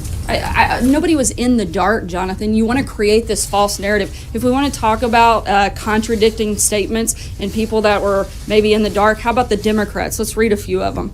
You want to talk about them? Here's what Democrats said not long ago about Comey. Harry Reid said Comey should resign and be investigated by the Senate. Senator Chuck Schumer said, I don't have confidence in him any longer. Senator Bernie Sanders said it would not be a bad thing for the American people if Comey resigned. Nancy Pelosi said Comey was not in the right job. Former DNC chair Debbie Wasserman Schultz said that she thought Comey was no longer able to serve in a neutral and credible way. President Obama's advisor Valerie Jarrett reportedly urged him to fire Comey. Just yesterday, Representative Maxine Waters said that Hillary Clinton would have fired Comey. If you want to talk about people in the dark, our story is consistent. The president is the only person that can fire the director of the FBI. He serves at the pleasure of the president. The president made the decision. It was the right decision. The people that are in the dark today are the Democrats. They want to come out, they want to talk about all of these, they love Comey and how great he was. Look at the facts. The facts don't lie. Their statements are all right there. I think it's extremely clear that, and frankly, I think it's kind of sad. In Washington, we finally had something that I think we should have all been able to agree on, and that was that Director Comey shouldn't have been at the FBI, but the Democrats want to play partisan games, and I think that's the most glaring thing that's being left out of all of your process stories. John Roberts. Sarah, you said from the podium yesterday that Director Comey had lost the confidence of the rank and file of the FBI. On Capitol Hill today, the acting director of the FBI, Andrew McCabe, directly contradicted that. What led you in the White House to believe that he had lost the confidence of the rank and file of the FBI when the acting director says it's exactly the opposite? Well, I can speak to my own personal experience. I've heard from countless members of the FBI that are grateful and thankful for the president's decision. And I think that, we may have to agree to disagree. I'm sure that there are some people that are disappointed, but I've certainly heard from a large number of individuals, and that's just myself, and I don't even know that many people in the FBI. And if I could, to what you were saying about the Democrats, clearly they didn't like James Comey too much after the October 28th pronouncement that he was reopening the investigation into Hillary Clinton's emails. Their point now is that timing is different, that this was in the middle of an investigation. Do they have a point? Not at all, and I think Mr. McCabe made that point far better than I could today when he said that there's been no impediment to the investigation. And as I said before, any investigation that was taking place on Monday is still taking place today. So I think that's, again, another sad story by the Democrats that they're trying to peddle. Mara. Thank you. Another comment from the hearing today. The acting Deputy Attorney General said, McCabe said that he considers the investigation into Russian meddling in the election to be highly significant. In the past, the president has said that the investigation was a hoax, and he's questioned even recently whether maybe it wasn't Russia, it might have been China. Does the president consider this investigation to be highly significant? Look, I think he would love nothing more for this investigation to continue to its completion. I think one of the reasons that the hoax component is the collusion component that has been the false narrative that you guys have been pushing for the better part of a year. I think that's the piece that he is repeatedly talking about being the hoax. But in terms of the threat to national security, does he take that seriously? Does he think that's significant? Putting aside the collusion question. Of course he takes national security seriously. I mean, to even hint that he doesn't, I think is to misunderstand this president completely. From the very moment that he stepped onto the campaign stage to the day that he took the oath of office to become president, he has talked about national security. He's made that one of the biggest priorities in the administration. You just saw Tom Bossert here talking about cybersecurity on all fronts, whether it's securing the border, whether it's protecting people abroad here. The president has been focused on national. During the election was a threat to U.S. national security. You know, I haven't had the chance to ask him about that. I think we're still waiting on the final conclusion of that investigation. He doesn't know. Look, I think any time we have somebody interfering with our election, that would be considered a problem, and I think the president would certainly recognize that. Matthew? Two questions. First, as has been mentioned, Vice President Pence yesterday said the firing was based on the recommendation of the Attorney General and Deputy Attorney General. We know now that that's not true. Was the Vice President misled again, or did he mislead the American people? I believe I've answered that question. Thank you. If you have, I don't think I caught it, because the Vice President said yesterday that the President chose to accept and support the decision of the Deputy Attorney General and Attorney General. He certainly accepted the Deputy Attorney. Yeah, but that doesn't mean that he wouldn't still accept his recommendation.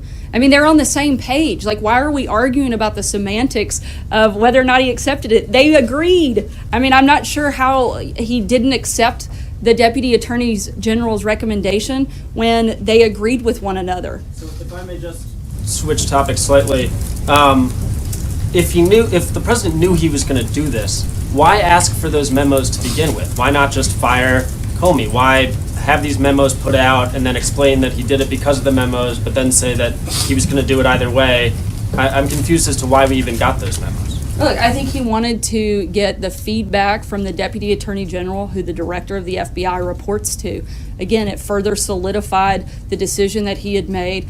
The only person that can fire Comey was the president. He made that decision. It was clearly the right one, as evidenced by all of the comments, both by House and Senate Democrats, Republicans, and many people within the FBI. I think instead of getting so lost in the process, did this happen at 12:01 or 12:02? Did he fire him because he wore a red tie or a blue tie? He fired him because he was not fit to do the job. It's that simple. This shouldn't be a complicated process. The president knew that Director Comey was not up to the task. He decided that he wasn't the right person in the job. He wanted somebody that could bring credibility back to the FBI. That had been lost over the last several months. The president made that decision. He made it. He moved forward. It was the right one. I don't think that, the back and forth makes that much difference. Sarah, did you call me? Yes, I'm sorry. Okay, thank you. Sarah, going back to what you said about Democrats, there are some Democrats that say that Comey should have been fired, but they're questioning the timing. Why now? Even though the Deputy Attorney General did do that, they're questioning why now. He could have waited. I think that I've answered this. I hate to, again, just keep repeating myself, but we're kind of getting lost on the same questions here. He had decided that he wasn't fit. There's never going to be a good time to fire someone, whether it's on a Tuesday or a Friday. Day one when he comes in. He decided he wanted to give Director Comey a chance. He did, and he felt like he wasn't up to the task. And then last question. Monday, Sean Spicer, when he was at the podium, he said after the testimony with Clapper and Yates, he said, he talked about there was no collusion from what Clapper said, but he also said that there needs to be a timeline when the Russia investigation ends. And then yesterday, you said it should continue. Which one is it?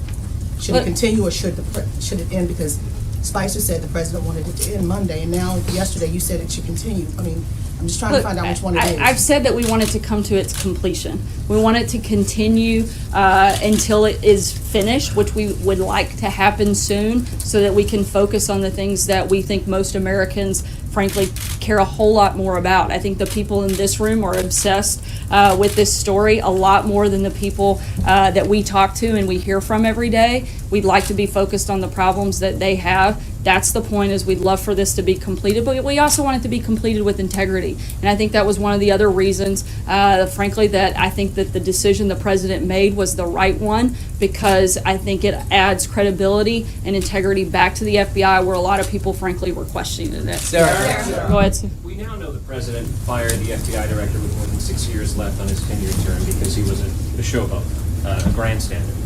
How important is it that the next FBI director not be a showboat or a grandstander? And how important is it that this person show loyalty to the president? I think that the main factor that they're looking for is that they're loyal to the justice system, they're loyal to the American people. This president is looking for somebody who can come in that is independent and has the support, I think, across the board, whether it's Republicans, Democrats, members of the FBI, and certainly the American people. Again, it wasn't just one thing that caused the president to make this decision. A large part of why he made this decision was because he didn't feel like Director Comey was up to the job. He had watched, it was just an erosion of confidence that he had in his ability to carry out the tasks that needed to be done. He's looking for somebody who can do that. Jordan? Thank you, Sarah. Two questions. First, I want to follow up on what John asked about the rank and file of the FBI. Don't you think the acting director of the FBI has a better handle on the rank and file than you do? Look, I'm not going to get in a back and forth on who has a better handle.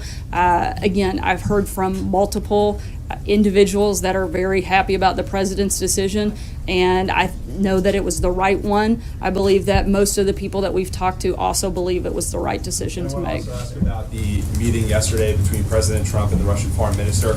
Can you walk us through how a photographer from either a Russian state news outlet or the Russian government got into that meeting and got those photographs out? Yeah, the same way that they would whoever the president was meeting with when it comes to a foreign minister or a head of state. Both individuals have official photographers in the room. We had an official photographer in the room, as did they. Usually, media, independent media in the U.S. is typically invited into those meetings. Why didn't that happen in this case? It varies, actually, not always, particularly sometimes the protocol when it is not the head of state and prior to the president meeting with the head of state, that wouldn't always take place. So again, proper protocol was followed in this procedure. Sarah. Has the president been questioned by the FBI with regard to their investigation into Russian interference in the election? Not that I'm aware of. Does he expect to be? I haven't had a chance to ask him that question, so I don't know. I'm not going to guess on what he may expect. Major? So, at the Justice Department, there's a general protocol that discourages conversations with the President of the United States by the FBI director about anything that might involve the President. That's a general aspect of the protocol that's usually fired, to ensure that there is no confusion about political interference or any kind, or even the impression or the appearance of political influence on the FBI. That's the standard procedure. You just said here it was appropriate for the President of the United States to ask whether or not he was under investigation. Why is it appropriate if that's not consistent with the guidelines at the Justice Department to avoid that very encounter? We've talked to several legal scholars have weighed in on this and said that there was nothing wrong with the president asking that question. The Justice Department should change its protocol. I haven't seen their protocol. I'm only speaking to the information that I have at this point. No, it's not what I think. I mean, look at the people that followed up the interview. There were multiple attorneys that came on after and specifically stated that it was not inappropriate and it wasn't wrong for the president to do so. So, again, I can only base it off. I'm not an attorney. I don't even play one on TV. But what I can tell you is what I've heard from legal minds and people that actually are attorneys, and that's their opinion. So I have to trust the justice system on that fact, too. Would you say, based on the experience that you and Sean and this communications office had Tuesday and Wednesday, that you were given all of the best information to relay to the American public through us, and your job is to relay that information to the American public? We're only intermediaries. about what happened with this firing and the rationale for it. Intermediaries. You seem to take a much more proactive approach most of the time, but I'll go with intermediaries for today. Look, I think we were absolutely given the information that we could have at that time. It was a quick-moving process. We took the information we had as best we have it and got it out to the American people as quickly as we could. And would you say that that information was accurate then or is more accurate now? I would say that after having a conversation with the president, you don't get much more accurate than that. And so by that standard, should reporters and the country essentially wait for a pronouncement from the president before believing that which is stated on his behalf by the White House communications staff? Look, Major, I'm not going to get into back and forth that we have to have like a direct quote every single time. In this process, I gave you the best information I had at the moment. I still don't think that it contradicts the president's decision. You guys want to get lost in the process. I don't believe asking you a question and getting an answer is lost in the process, Sarah, with all respect. Yeah, and I'm answering those questions. It's very simple. The president decided to fire Director Comey. Nobody else gets to make that decision, and he made it. He stands by it, as do the rest of us. Thanks. Mike? Yeah, two questions. Following up on this, back in, I think, October of last year, the former president was highly criticized by members of the FBI and other ethical folks outside of the FBI for making some comments on television that were sort of suggested that he had an opinion about how the Hillary Clinton email case should go. And the charge was that he was interfering, that he was putting his thumb on the scale of an ongoing active investigation. There's a lot of criticism from Republicans of the president about that. Talk to me about what this president did in his series of conversations with the FBI director doesn't go far beyond what former President Obama did. And to Major's point, how can you argue, regardless of maybe some pundits on TV who might be saying otherwise, how can you argue that that doesn't have an appearance of trying to influence an investigation that's actively going on? Look, I think the president's encouraged this investigation to take place and complete so that we can move forward. We've been as compliant as possible throughout the entire process. We will continue to do so. Nobody wants this investigation to go forward and complete and end with integrity more than the president. But people clearly know which way he wants it to come out, right? He's on the right side. I think that he wants it to come out. He's very well aware of the actions he has or hasn't taken. He knows he didn't take any action, and I think he's ready for the rest of you guys to understand that as well. And one last question, just to follow up on the FBI thing, and I'm not trying to be overly combative here, but you said now today, and I think you said again yesterday, that you personally have talked to countless FBI officials, employees, since this happened. Correct. I mean, really? Like, really? So are we talking between like email, text messages? Absolutely, 50, yes. 60, 70? Look, we're not going to get into a numbers game. I have heard from a large number of individuals that work at the FBI that said that they're very happy with the president's decision. I don't know what else I can say. Catherine. Sarah, there's a report in the Wall Street Journal that the Deputy Attorney General asked the White House counsel to correct the version of events that was coming out initially after the Comey firing. Is that accurate, and does that contribute to the different versions of events we've seen over the last 48 hours? I'm not aware of a specific ask for a correction. I do know that we all want to make sure that we get this right, and that's been our, plan. What we've attempted to do all along. It's the reason we sent the update last night. I know there were several questions after the briefing yesterday, and I addressed that again in the opening today. Our goal is to get this as right and clear as we can. Did the president know that Comey had sought more resources for his investigation before he made the decision? No, and I also think, based on what I've seen, the Department of Justice has also pushed back and said that that's not accurate. But I would refer you to them. Sarah? Was it a mistake for the White House to try to pin the decision to fire James Comey on Rod Rosenstein? I don't think there was ever an attempt to pin the decision on the deputy attorney general. Look, I think his recommendation, again, it was extremely clear. The president, though, makes the decision. The buck stops with him. Nobody's ever tried to say that this wasn't the president's decision, that he wasn't the one that carried it out, and to try to, I think, conflate those things is just not what took place. We know that the president's been thinking about this for a long time. Wednesday, it certainly, I think, expedited the director's testimony last Wednesday, and then getting the recommendation from the deputy attorney general, I think just further solidified the president's decision. And just to clarify one thing you said, that the president has encouraged this investigation into Russia. He wants to see it reach its completion sooner rather than later.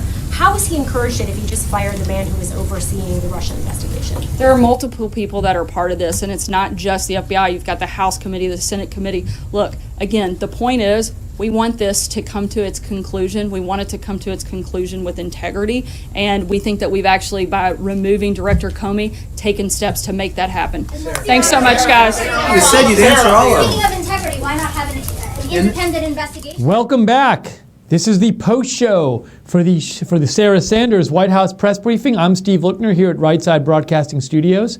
We're going to talk about what happened during the briefing and take your comments and questions. Hope you enjoyed the briefing, by the way. A bit more combative, I'd say, of the three briefings that Sarah Sanders has done. This definitely struck me as the most combative one between her and the press. You could come up with, say, different reasons why that would be. I certainly think there was a more kind of combative questioning from the press. So one moment that stood out was when I think it was somebody from the New York Times. Let me see if I can get the name here. I lost it, but it was somebody, one of the reporters, and I think it was the guy from the New York Times, said like, hey, you said something like, you said you've talked to countless people in, he said, first of all, he said, I don't mean to be combative. And then he said, you said you talked to countless people in the FBI who aren't supportive of President Comey and are happy he got fired. And Sarah Huckabee Sanders said yes. And then the reporter said, really? Like, so, and at that point, like, I mean, she's not going to like unsay what she just said. So that doesn't seem like a question so much as like he's not asking her a question. He's basically just questioning her honesty. Now, not to say, look, people can believe or choose not to believe her. That's not the point. But, you know, I do know there are many people out there who watch these briefings and get annoyed at the press. And I think one thing that could annoy them is if you feel that the decorum in the room is supposed to involve reporters asking questions and not like editorializing. That was an example where that was not really a question, because she'd answered the question. If you just say, really? I mean, you're asking the same question again. It seems more to me like an expression of frustration, or you're also like trying to call her out or something. You know, and if you want to do that in private, fine. But I guess, again, my point is, if you think the decorum of the room should be reporters ask questions and don't really editorialize and don't criticize the conduct of the person at the front of the room, then you would have been annoyed by that. Similarly, Major Garrett, who I believe is at CBS now, he did something similar too, where he basically said to her, like, you know, you said this today, then you said something else a couple days ago. Should we believe the word of the communications department of the White House? Now, that's not really a genuine question, because a genuine question is when you actually are asking for information you don't have. I mean, Major Garrett knows what she's going to say in response. She knows she's going to say yes. That seemed more like an expression of frustration and criticism, and it's the reporter's right to feel any frustration they want, or you know they can have any view about the White House Communications Department they want. The point I'm making again is, if you think the decorum of the room should be reporters ask questions and don't editorialize, then you would have been annoyed by that press briefing, because there were a couple of cases I just pointed out where they just weren't asking questions. They were like expressing frustration/criticism. So I'd like to hear what you have to think about the briefing. We can talk about more of the specifics in a moment, but I'd like to get your feedback. This is Right Side Broadcasting. I'm Steve Lookner. If you want to write to me, I'm happy to read your comments on the air, no matter what you think about the briefing. So write to me on Twitter at Lookner, at Lookner, direct message me. Or you can email me at steve.lookner@rsbn.tv. Let's see here. I'm going to check. I know some of you wrote me. Zach Mullins says, Greg Popovich, the Spurs head coach for press secretary, dry sense of humor and always quick to the point. The one thing, Zach, is if you watch Greg Popovich's halftime interviews, he hates answering questions from the press, and he answers them very, very in like a second and a half. So I don't know if he'd be a great press secretary.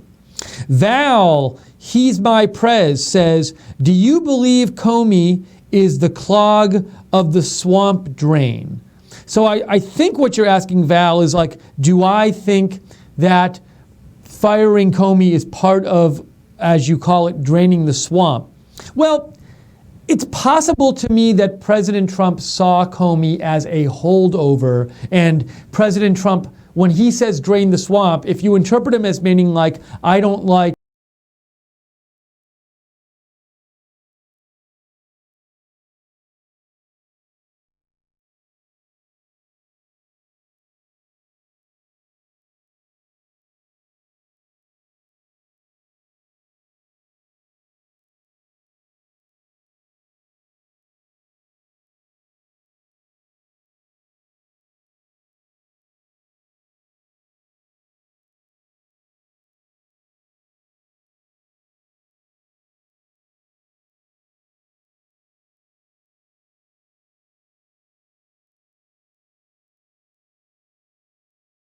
draining the swamp, I'm interested in seeing, like if, for example, this is never going to happen, but if President Trump nominated Sheriff Clark for FBI director, then you'd be like, okay, it seems like that getting rid of Comey was draining the swamp because he's bringing somebody like totally from the outside in. But I don't think that'll happen. But that's my answer as to whether it's part of draining the swamp. And also, maybe we'll see, are there other people that he gets rid of coming up? So a little hard to tell. I mean, my take, I think, is more that President Trump always had problems with Comey, whether there was something about that relationship that was not working well. And so I think rather than part of, my gut feeling is that rather than making this part of like a bigger drain the swamp movement, it felt like there were some personal problems with Comey. And you heard a little bit about that today in the briefing. I mean, Sarah Sanders said that Sarah Sanders talked about this, but President Trump in his interview with Lester Holt today said he thought Comey was a bit of a showboat and a grandstander. And those are personal issues. That's not like a drain the swamp issue, I don't believe. But okay, cool. So that's my answer to your question, but maybe you think differently. And good question, Val. Thank you. We have some other comments here, but we have a call, actually. If you'd like to call in, you can call at 202-470-0049. I believe we have Abi on the line, who's called before. Abi, hello. How are you doing today? I'm doing fine, Steve. How about you? Great. Thank you. So what did you want to talk about in the post show? I believe that President Trump did the right thing by firing James Comey. I mean, James Comey is a showboater. He was trying to play both sides. James Comey was more interested in his job, and he wanted to play both sides just to hang on to his job. I mean, he had the presumptuousness to say that at Boston College that they were stuck with him for the next 6.5 years. No employee says that. I mean, he would show up his job. It was just so bizarre for him to say that. And for these press babies to be interested in, did he make the decision at 12 a.m. or at 12 noon? He's fired. The guy's fired. Who cares when he's fired? He's fired. And then, I don't know anybody, Democrat, those Democrats, in my mind, who are really, really hypocrites, who like Comey? Who likes Comey in D.C.? I don't know anybody who does. So it sounds like you're saying, Avi, with the Democrats, you think, because a number of Democrats have been criticizing this firing of James Comey, and you're saying, like, you know, and we've heard Sarah Sanders mention some of these comments today, but we've heard a number of Democrats in the past who say they don't like Comey. So you think that a lot of the Democrats that are criticizing President Trump now for firing James Comey are just like using this as an opportunity to criticize President Trump, and that they really didn't actually like Comey that much? Yeah, they have morbid hatred in their minds, in their hearts for President Trump. If President Trump invents the cure for cancer, he's going to say that President Trump is, putting the doctors out of business, the cancer doctors out of business. I mean, the Democrats are insane. They are really, they've gone off the deep end. They have gone off the deep end. I mean, listen to what Limbaugh said yesterday. I mean, the Democrats are really, they've gone off the deep end. They've gone off the deep end. They have no leaders. They have no one. I mean, the Democrats are really insane. They've gone insane. They've gone berserk. You know, Avi, I can't believe it. Oh, sorry, Avi, it's interesting you say that. And, I remember when during the Obama presidency, we would hear a bunch of comments from Democrats saying things like, Republicans, all they are is like the party of no. They just don't want to work with us, and they're just trying to like say no to everything and be against us. And they suggested that the Republicans shouldn't be like that. But your view is, it sounds to me like your view is like, that's what the Democrats are doing now. They'll just oppose Trump on everything and won't work with him at all. Yeah, I mean, that's basically what it is. I mean, I've never seen it this bad. I've never seen it this bad. Never. Not even in Obama's. I mean, look, 2 Supreme Court justices were confirmed in Obama's term. I mean, think about it. Think about it. 2 Supreme Court justices. I don't believe that the Republicans were the party of no at all. They were not the party of no. They stood their ground on things, but they gave in. Eric Holder, Attorney General Lynch. I mean, think about it. I mean, these guys they've gone off the deep end. I mean, I'm sorry for this. I'm just sorry for. I can't believe how anybody can be a Democrat now because they have they ran out of ideas. They ran out of ideas. Well, Avi, I hope for the sake of the country, the parties can find a way to work together rather than be so opposed. So we'll see if that happens. I don't know if it'll happen, but we'll see if it happens. But I really appreciate you calling in and sharing your views today. Thank you, Steve. Thanks, Avi. That was Avi calling in. Okay, so if you'd like to call in, you can call 202-470-0049. Jake, I don't know, is it possible, by the way, to get the phone call volume a little louder in my ear? I don't know if this is possible. I'll see what I can do. Okay. And you can also write to me at Lookner on Twitter, at Lookner, and email me, steve.lookner@rsbn.tv. By the way, if you enjoy our coverage, the fact that we do a pre-show and a post-show every day of the Spicer Briefing, and we take your comments and your calls, hope you consider donating because we rely largely on viewer support to stay on the air. Without your donations, we couldn't be on the air doing this. We would not be in business. We would not be on the air broadcasting. So if you'd like to donate, you can go to rsbn.tv/donate. That's rsbn.tv/donate. Or if you're watching on YouTube, you can look at the chat room next to the broadcast and just click on the $sign at the bottom of the chat room. There's a $sign there. You can click on it and donate that way. And if you donate that way, we'll see your name pop up and then I can thank you on the air. And finally, if you'd like to set up like a recurring donation and get free stuff from Right Side in return, like this Right Side mug and lots of other kinds of things, you can go to our Patreon site, which is www.patreon.com/rsbn. And Patreon is Patreon. Thank you to the moderators for moderating the chat today, by the way. And Jake, I know you reminded me to say, there was something you wanted me to say, and I can't remember. Hi to people on Facebook, and if you're watching on Facebook, feel free to share the video. We love when you share the video because that lets new people know about Right Side. So share. I would encourage you to do that. Let me get to some more of your comments. John Stanton says, Steve, don't forget Sean Spicer is communications director and press secretary, 2 jobs. I'm vaguely remembering this. I remember reading something about this, but I don't exactly remember. Let's see if I can find this out. Will Wikipedia tell me, John? Not that I doubt you, John, but I always like getting extra confirmation. Here is Sean Spicer, Wikipedia. Well, so now, John, I think you might have been right at some point, but Wikipedia says he's the White House press secretary and former communications director for Donald Trump. I think they named a new communications director. Mike Dubkey, he was named on March 6th. So he replaced Sean Spicer on March 6th, and Sean Spicer only had one job after that. Thank you, John, for writing in, though. My Twitter, you're saying my messages, Jake? Let's see here. Oh, okay. So, yeah, we had a question before the break about somebody said, hey, I love seeing RSBN moderator in the chat room. Is she, I've seen her a little less lately. Will she be back in more? And RSBN moderator, she let us know, she said, she has a friend who's not feeling well, unfortunately, and she's helping the friend. So she's still on the chat, just not as much lately, but she's around. So thank you for asking about her. Becky Whitmer writes in, watching this press conference was like 101 ways to use ground beef, 101 ways to ask the same question. She is a tough cookie. Leave it to a woman to say it straightforward.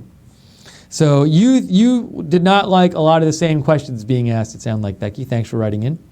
GSB.UK writes in, hey Steve, the sad thing about the press briefings is that the press are not searching for the truth, just trying to pin something on Trump. It's a total sham and a disgrace to the USA. Thank you, GSB.UK, for sharing your view. I'll chalk up another vote for not approving of the press conduct today.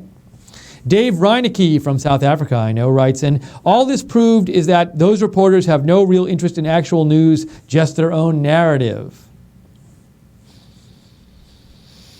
Vita Marie writes in, I think that they should not be allowed to ask questions. I am tired of this. Mainstream media are just trying to tangle the words and actions.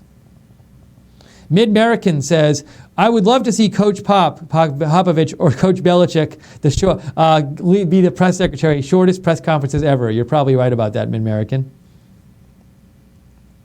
Old Guy 1947 says, we need to get back to one question per reporter. Then they may choose their questions with more care. And, I did notice, Old Guy 1947, there were several exchanges today that went past 2 questions, several long back and forths. Now, it's up to Sarah Sanders to set her own rules, and maybe she's okay with that. But she could in the future, if she wants to, just refuse to answer and say, hey, you've asked 2 questions. So we'll see if she changes it all. I did think this was the first time in her 3 press conferences, press briefings, that I saw Sarah Sanders maybe get a bit frustrated or a bit upset. We had not seen this before. She generally does not get visibly upset and frustrated, at least that we've seen of her. This was the first time today I saw that. Deplorable Tiger fan says, if Trump had fired Comey without getting backup from his DOJ people, the Democrats would have called him a dictator. So you're saying that it was necessary for President Trump to get the backup from the Attorney General and the Department and the Deputy Attorney General, just because otherwise Democrats would have been critical of him. Thanks, Deplorable Tiger fan. Deplorable Penguin writes in from the South Pole. I love how Sarah immediately schooled the reporter with the facts. We are #winning. Greetings to the South Pole. Greetings to everybody at the South Pole, Deplorable Penguin. Let's see, I want to check my email here too. Make sure I get to all your comments. Bunch of emails here. Patrick Murphy writes in. Patrick Murphy writes in. No, this was yesterday, Patrick Murphy wrote in. So that's not, is that today? Oh, maybe it's today. Let me see. Patrick Murphy writes in, it's hilarious that you guys claim to be unbiased, but you call yourself right side and defend every stupid, questionable, and dangerous thing this president has done. You then spend a lot of time speculating as to why Comey was fired and defend Trump's reasoning as it solely being due to Clinton. Read the tea leaves. The investigation is getting close to the truth. Trump's campaign worked hand in hand with Russia, and now they're scrambling to cover up things the best they can. I understand it can be done. It can be tough to admit when you were scammed into making a mistake like Trump supporters have, but we as Americans all need to come together to ensure that our government is not systematically dismantled by Donald Trump, his newly formed swamp, or worse yet, the Russian government. So, Patrick, while I don't have inside information about what happened with the Russian government and the Trump administration, and I can say I've heard no evidence yet that there was any collusion between them. So I'm sorry you're upset with our coverage, but You say we defend every stupid, questionable, and dangerous thing the president has done. Well, I'm on here every day, and I don't recall that being our coverage. I mean, as I've said before numerous times on the air, what we try to do here is not tell you what to think. We try to present the facts to you and let you decide what to think. So I know from our coverage that we don't defend everything the president has done because we don't make it our business to defend or not defend things he did. We report on the things President Trump does, and we try to present arguments on both sides of what he does. And so I'm sorry you're frustrated with the coverage. I guess I feel like maybe it sounds like you're seeing different coverage than I'm experiencing here actually doing the coverage. And so we really do it right side. We intentionally make an effort to not defend or not defend. We want to present you with information and let you come up with your own views about what's going on. We don't like when the media has people on and they just tell people what to think. And so we don't want to take a view. Now, we do have a lot of President Trump supporters, which is in our audience, which is natural because we got started bringing the President Trump rallies to the people.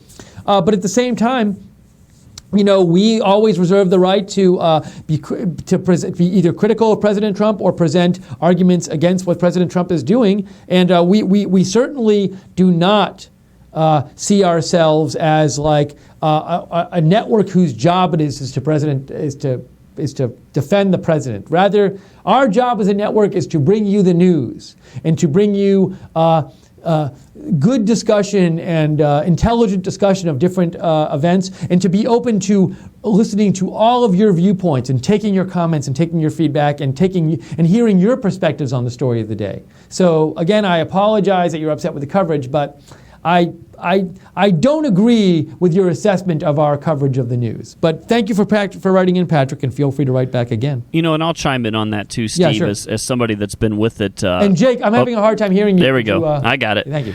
You know, as somebody that's been with the company for quite a while and helped establish it with Joe, the CEO. I mean, the name Right Side. Joe and I are inherently, you know, we lean, of course, more towards the right in terms of conservative values and things like that. And I think the name Right Side really sticks to the idea that we really just cover what's going on the right side of politics, and we do try to be as bipartisan in our reporting as possible.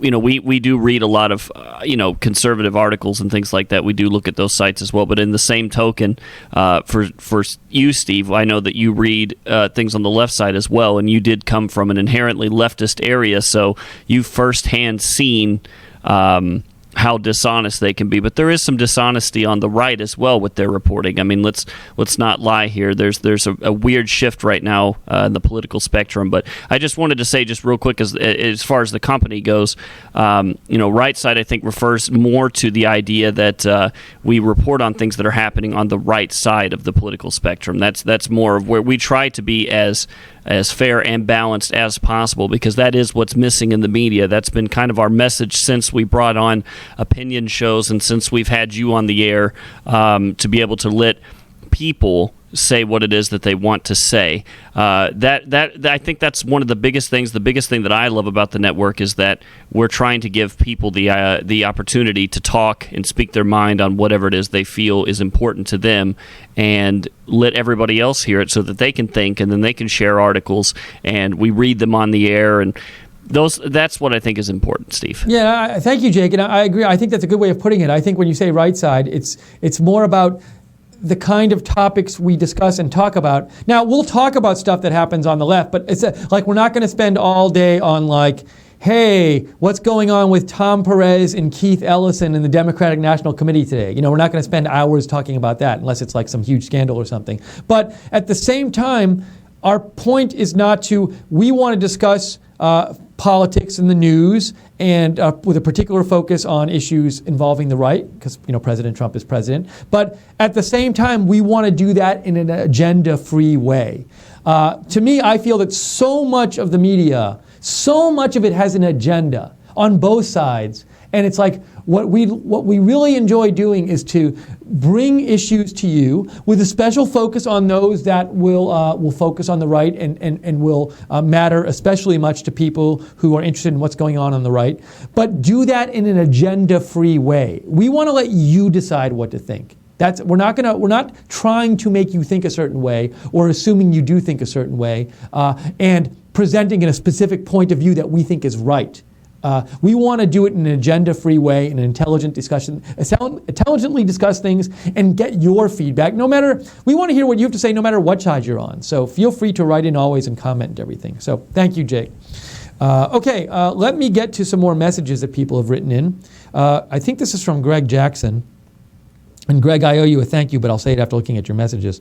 Greg Jackson says, congressional officials were told by FBI Director James Comey before he was fired that there are just a small number of Americans who are the targets of criminal or counterintelligence probes.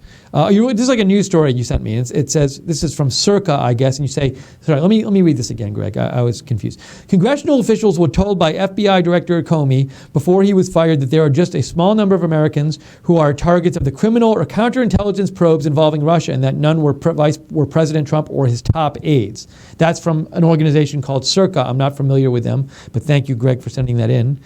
You also write in, Greg, you sent me a news story. It's a little long, Greg, so I'll look at that in a little bit. I just want to see. You say, Greg, so we need the intermediary of Garrett to learn what we need. You're talking about, the subject line is Major Garrett's arrogance, and your letter, Greg, is, so we need the intermediary of Garrett to learn what we need. I prefer the original source and not you, Garrett. So you, Greg, are not happy with Major Garrett's conduct today. And you also said, here's another email from Greg, Garrett shows what their goal is. Many there in the press briefing room simply want to find a way of doing what Garrett did there. It is nothing more than an attack press. They are not there to inform the public. It is more to generate their own narrative. Plus, they think it makes them respectable, not in my eyes. So several of you have written in and you think the press has like an agenda going on in the briefing room and they're not just there to report the news and get the truth. You think they're trying to do other things. Some of you think attack the administration. So Greg, thank you for writing in. And Greg, I want to say a special thanks. Greg Jackson donated yesterday $1,000, which was just amazing. And Right Side, we really, really, really appreciate it. That super helps us stay on the air and bring more programming to you. So thank you again, Greg. If you'd like to donate again, we rely on your donations to stay on the air. Go to rsbn.tv/donate, rsbn.tv/donate, or you can click on the $sign in the YouTube chat room next to the broadcast. At the bottom of the chat room, there's a $sign. And speaking of donations, a number of you have said in the past that you like when we tell you, say, a specific thing we need, and give you the chance, somebody out there the chance to donate it to us in the sense of you could pay the money and donate that thing. And we were actually having a conversation in the office today, and we realized, maybe that's something we should mention on the air if anybody wants to donate the money for it. And the conversation was about this microphone. So the microphone I'm using has been in here since the start of Right Side Broadcasting. It's like the kind of cheap microphone we originally bought to have it in the studio, and it's certainly done a lot of work for us, and we're happy and we thank it for it. But it's kind of at the point we're realizing there's issues with it. It's not a nice microphone, and there can be some sound issues, and so we've just decided we're looking to get a new microphone to make the sound better for you, not because we want to have a great microphone for the sake of having a great microphone and say we're awesome, but we've noticed some sound issues and we want the sound issues to be as good as they can for you. So I want to have Jake, who produces here and does music stuff and knows way more about this to me, talk a little bit about this. And Jake, from my understanding, the microphone we were looking to get is like a $200 microphone, and I'll let you talk about it, but let me say this real quickly before Jake comes on the air. If somebody's willing to donate this money for this microphone, we'll put your name on it. I promise you that. Now, we can't put it on right here, but the microphone actually runs down here and connects. The wire runs down, and there's a cable at the end, a big part of the microphone which connects to the other cable. So what we'll do is we'll write your name on that part of the microphone down at the bottom, and we'll tweet it out or something. So it'll be like if your name is John Smith, it'll be like the John Smith Right Side microphone. Anyways, that's our offer. It's not really much of an offer. We're asking you to donate. But Jake, could you talk a little more about this, please, and explain what the issue is with the microphone and why we want this new one? Sure. I will say that Lasoyo donated $5 and said, "Want my channel to be like your network when I grow up. Keep doing what you do." Thank you, Lasoyo, very much. Appreciate it. Yes, thank you. Thank you very much. Okay, so, yeah, just real quick, I mean, nothing too fancy, but we're looking at a Shure MX185 condenser. It's just a regular cardioid mic. Pretty good for broadcasting and things like that. I don't want to get too crazy and spend lots of money. It's exactly $207. So we would love to be able to buy that and be able to use that. We can get it on Amazon and have it here and have it ready for Monday if somebody is able to get that for us. But yes, it's a straight ahead cardioid clip-on mic. It is much better quality than what we have now. I don't even know the brand of what we have now, truthfully. But it is much better. So if anybody can hook us up, yeah, that's how, Steve, I like how you smile, because there's literally I don't know, it might as well just be a Sam's Choice mic for all we know. Yeah. But again, Shure, it's a Shure MX185. Shure is sort of the standard in the industry as far as microphones go. That and Rhodes, but we don't need a Rhodes because we're not, in 50-mile-an-hour winds. We don't need, $1,000 quality. We just need something that will project the voice, so we don't have too much gain and too much low end, and that we don't have to compress the sound too much from the board here. So yes. Shure MX185, if you want to look it up, $200, and we appreciate your support as always. And we will put your name on the microphone if you donate it forever and ever, as long as we use it. Okay, let's get back to your comments here. And again, feel free to write in or call. This is the post show for the Sarah Sanders briefing. We're taking your comments and your questions. You can call in at 202-470-0049, or you can write me at Lookner on Twitter, or email me steve.lookner@rsbn.tv. Let's see here. John Stanton says, Steve, Mike and Icy just volunteered. John Stanton, do you mean Mike and Icy just volunteered to sponsor the microphone and pay for it and get his name on it? Is that what you're saying, John? Let us know. Maybe you can tell that to Jake, John, in the chat room or something. But so possible breaking microphone news here. We'll see. Let's see. William E. Heritage, all of these reporters are trying to be the next Woodward and Bernstein. Thank you, William, for writing in. Mid-American says, that person writing in, the person who criticized the person who wrote in recently saying that we were too biased, and I read the letter from that person. You're saying, Mid-American, that person writing in just isn't able to think for themselves, so they don't understand straight reporting versus opinion commentary. Thanks, Mid-American, for your message. Old Guy 1947 says, I am biased and proud of it. Patrick needs to watch CNN. Steve, you guys do a great job. Thank you, Old Guy 1947. And you also say, remember, right and left is a scale from 0 to 100, where 0 is no government and 100% government with only 100% is government with only one leader. Right wing is from 0 to 50%. I haven't even had a chance yet, thanks to all your messages, which I love reading, to talk about some of the things said in the briefing, so I want to get to that quickly. I also want to just quickly... Lynn Jean just donated the $207 we need and said, call it RSBN Mod Squad. Yes, $207 from Lynn Jean. Wow, so Lynn Jean, who's one of our moderators, who's amazing, and also she said hi at the last rally we were at. Lynn Jean just donated $207 for our new microphone. It's so awesome, and we will put, Lynn Jean, we'll put your name on it unless you don't want us to, but we're planning on putting your name on it. And she said about the Mod Squad, what'd she say, Jake?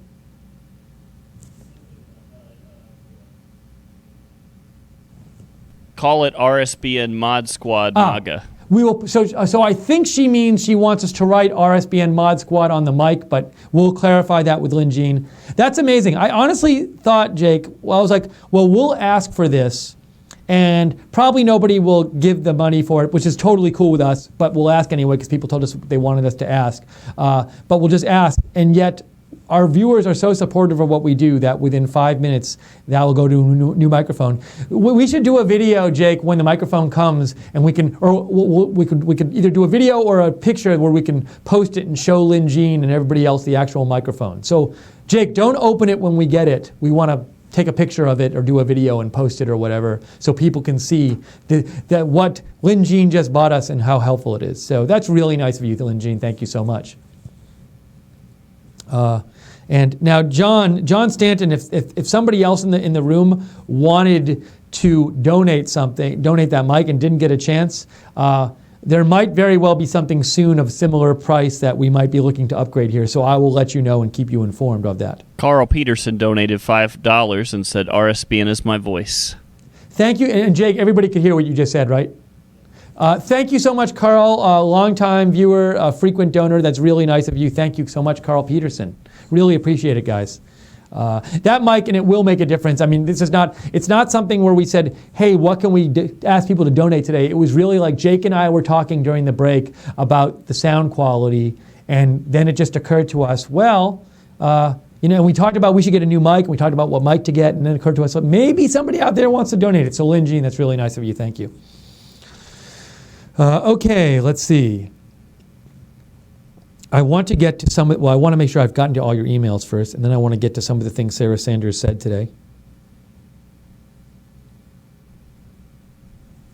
David Obst said, Sarah is doing a great job, and it has nothing to do with the fact that she is a woman. Thank you, Dave, for writing in. And David also says, go, Sarah, you did a great job dealing with the mostly Democratic operatives.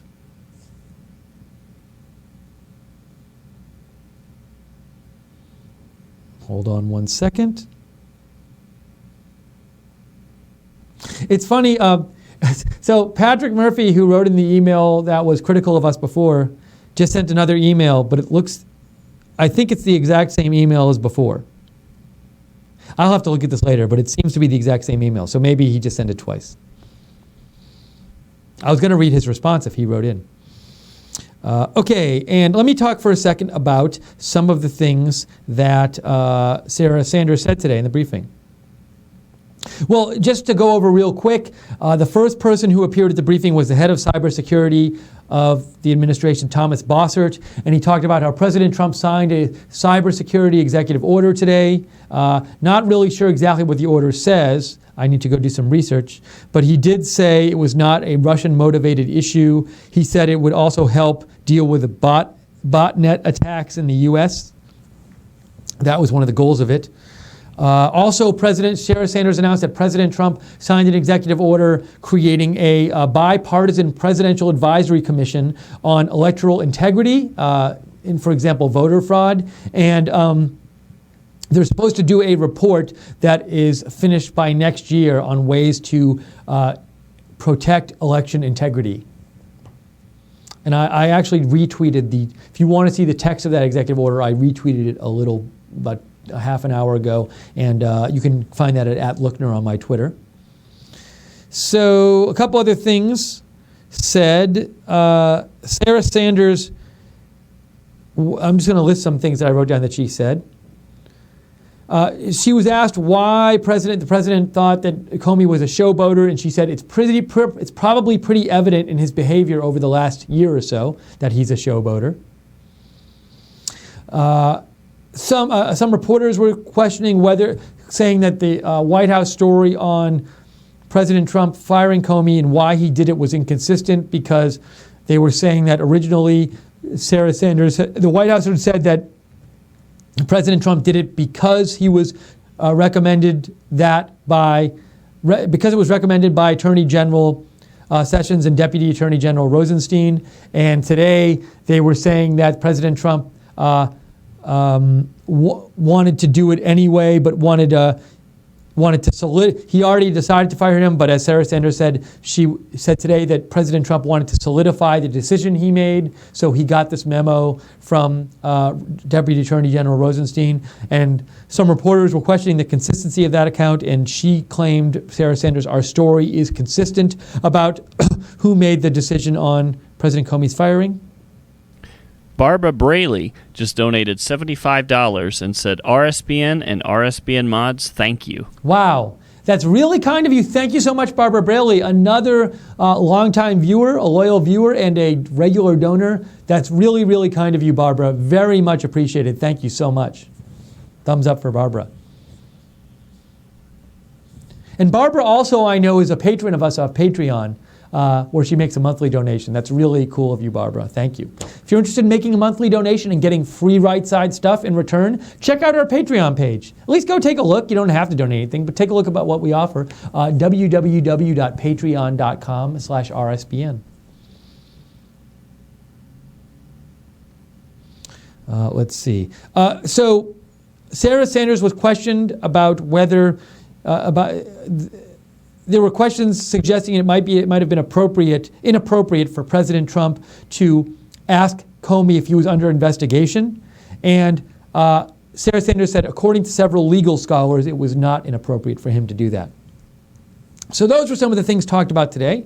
We will be on for a few more minutes here. If you have any last minute comments you want to get in, you can write to me on Twitter @Lookner or email me steve.lookner@rsbn.tv or call in 202-470-0049. IB Dog says, put every piece of equipment you need on an Amazon wish list. Fantastic executive order, by the way.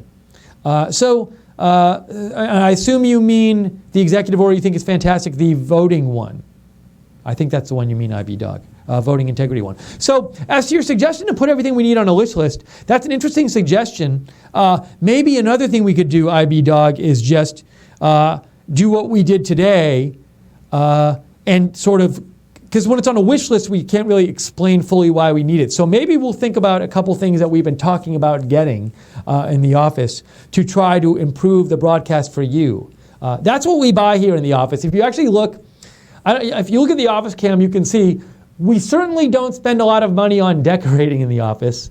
It's just we had a few things framed that Joe brought into the office when he first came in, and it was like things he had. I don't believe Joe went out and went to art auctions and stuff when this place started, but we don't put anything new on the walls.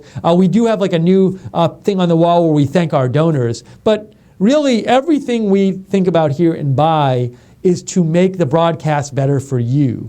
And so there's stuff we've been talking about, but I think it's a good suggestion to specifically list this stuff and explain why we want it. And another thing we could do actually is we could, in theory, say on the air, here's this thing we want, and then after we talk about it on the air, if nobody that day says they want to sponsor it, we can then move it to an Amazon wish list.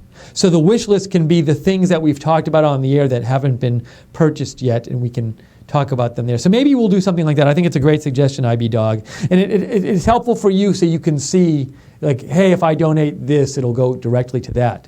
And we'll put your name on it if we can. So thank you. Steve, also, if you could explain, there are a lot of people that talk about why we don't advertise rather than relying on donations, and I thought maybe you could speak on to the legal ramifications of that pertaining to YouTube. And before you do that, JC779723, longtime mod, donated $10 and said, I'll pay for shipping, #RSBN Mod Squad, love you RSBN. Thank you very much, JC. I really appreciate it. So, JC, a great moderator and a longtime viewer, loyal viewer, and contributor. So, thank you, JC. So, it's a good question. Hey, why don't you just get more advertising and do that? A couple different things here. We do get advertising for YouTube from our videos, but YouTube ad revenues are very low. You don't get paid a lot, even if you get lots of views. And especially in the last few months, the rates they pay have gone down, especially for any kind of political broadcaster. So for the same amount of views now, we get a quarter of the money that we used to get. And the same with lots of other people who are popular political YouTube channels. So that's one thing, is that we get ads from YouTube revenue. We get YouTube video ads revenue, but it's not much. We don't want to take sponsorships and ads that will control what we have to say. So there's that. We can't run video ads in the middle of our shows just that we sell independently, because YouTube regulations don't allow you to do that. And so that's the reason we can't just stick video ads in the middle that aren't the YouTube arranged ads. And in terms of another reason we don't have more advertising is, I'm guessing maybe we could get some more if we had a staff of people. Any kind of big company will have a staff of people who are just in the department where they go out and they do ad sales. So NBC, I guarantee, has this huge ad sales department, and all these networks do, and newspapers do. we don't have the money to do that. We are a very, very, very small organization. We are 3 people full-time, that's it. We have some other people who we wish could have work here more, but we can only pay a couple people like part-time to come in and do stuff, and that's it. That's all that we have the money to do. And so it takes all of our time to keep the network running and get the programming going and do all the reporting and the research and the technical stuff and the cameras, and that's what we need to do. And anything else that comes up in the office and running all the other technical things that have to go on here and the Patreon site and everything. We do all this. That's what we do, and so.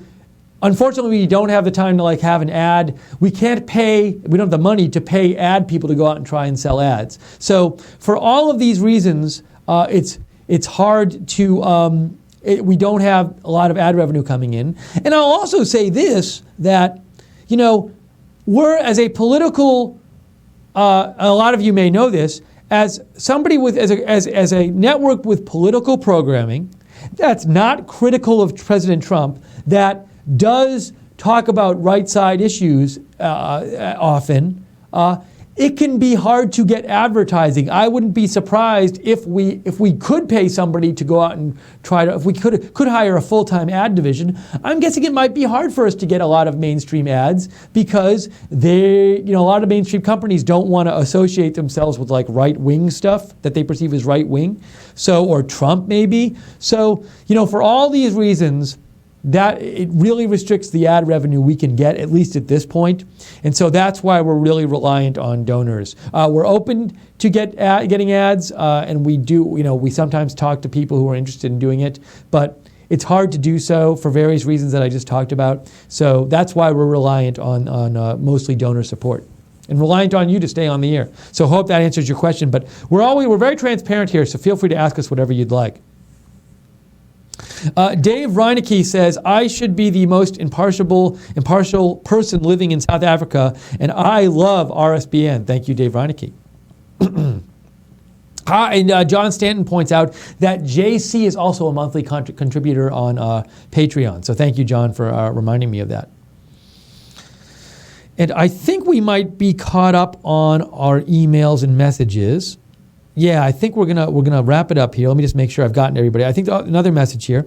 This is from Darcy Madigan. Darcy writes in, hello, I am currently watching your show and want to chime in. I am from Peterborough, Ontario, Canada, and so many people, including myself, are constantly hearing more American news than our own Canadian news. I strongly think that as long as we continue to talk about Trump, insert topic here, that it will continue to feed Trump and his team. We need to start talking about real issues again in the press briefing, topics that are more than Trump. Talk about the people and the hurt they experience and happiness. I get that they have to talk about the big story, but it does seem to be the only story. Thank you, Darcy Madigan. Darcy, I agree with you in this sense. And I've said it on the air many times, and it's really frustrating me. The media focus, not just in the briefings, but the media in general, is so on these soap opera-y aspects, or it's almost like these day-to-day drama aspects of who talked to who, when, and who fired who, and who sent this and that and stuff. Not to say that shouldn't be reported on at all, because it's news and should be reported on, but it's that to the exclusion of practically everything else. And I've said again and again, there's so much important to talk about that's never talked about. The health bill. Different ways the health bill could go. We've heard nothing about that lately. Tax reform, different possibilities for tax reform. We've heard nothing about that lately. All of these important issues, immigration, there's just no discussion of, today there was hardly any discussion of actual issues in the press briefing. And on CNN, MSNBC, and I haven't watched Fox that much the last couple of days, but I know they can get in this world too, where they're not discussing issues in different ways. We could, real intelligent discussion of the issues and things that affect Americans. Different things that affect Americans. H-1B visas, I never see that discussed. There's this thing with E-5B visas that's come up with the Jared Kushner and the Kushner family story from a couple of days ago. I don't really see the issues about that discussed. There are so many issues that affect Americans that get crowded out from stuff which I feel is less important, and I've talked about this on the air, and it really bothers me that media spends so much time talking about these things. And, look, maybe they think, well, we're a business, so we just have to talk about what's going to get the best ratings. I'm not convinced that discussion of issues can't get good ratings. I think you have to do it in the right way. But also, I do think there's some responsibility that comes with being a news organization to discuss matters of public importance, or else don't call yourself a news organization. And it really does bother me. And I think today's press briefing was another example of that, which is just, if all you followed in the news was what was talked about in the press briefing today, you might become an expert on the ins and outs of what happened with the Comey firing, but you would in no way know anything more about so many much more important issues that are going to affect Americans' lives. So generally, I think that, and I wouldn't, personally, I don't know for a fact, but I'm guessing President Trump would like to see them talk about more about issues too, and less about the ins and outs of the minute by minute of the Comey firing. So, again, not to say they shouldn't ever ask about it, but you can ask about it once or twice and then move on. It's endless, and it's just focused on endlessly and I would say this, I had to remind myself this, and I think it's healthy to keep in mind. Don't equate how much a news organization talks about something with its importance to the American people. Two very different things. So just because they spend all day focusing on something doesn't mean that's the most important issue to the American people. And I worry that intelligent discussion of really important policy issues is getting crowded out, and I basically never see it on the news. We try to do it here some. So I thank you for that message. Again, that was from Darcy Madigan. Carl Peterson donated $10 and said, "Salute JC and the entire RSBN group. My heart is with you." Thanks. And who again donated, Jake? Carl Peterson. Oh, Carl donated again. Well, that's really generous of you, Carl. So thank you so much, Carl, for donating and for your support. Much appreciated. That's really cool. Thank you. Thank you for all the donations today. That was really kind of you. And once again, Lynn Jean donated our new microphone, which is we're going to order as soon as we get off the air. We will order it. Maybe we'll post a tweet of it, Jake. Jake, we're going to do that. We're going to order the microphone and post a tweet of us ordering it. That's what we're going to do. I am ordering this, that we're doing this now. So anyways, appreciate you all joining us today and watching. Thank you to everybody on Facebook for watching. Hopefully, feel free to share our videos in the future. Thank you to the moderators for moderating the chat. Thank you to everybody who watched on Right Side, on YouTube and Facebook, and anywhere else you were finding us. If that's on rsbn.tv, thank you for participating in the chat room. Thank you so much for Jake. Amazing job by Jake Seals today, getting all the footage and the tweets and everything on the air. Jake's figured out how to do all that, which I think definitely adds to the broadcast. So thank you, Jake, for doing that. And feel free to follow Right Side Broadcasting on Twitter at RSB Network. I am at Lookner on Twitter. Jake is at Jacob RSBN Music. Jacob, what's that site where they can find your music at? Where is it? rsbnmusic.bandcamp.com. That's where you can find Jake's music. Subscribe to us on YouTube. Hit the like and hit the notifications bell so you can get updates about all of our videos when you do that, when you subscribe. And we will be here covering breaking news as it happens. If Sarah Sanders has a briefing tomorrow, we'll cover it, but we'll also come on if there's breaking news. And but for now, that's it for this broadcast. Thank you from Right Side, and have a great day.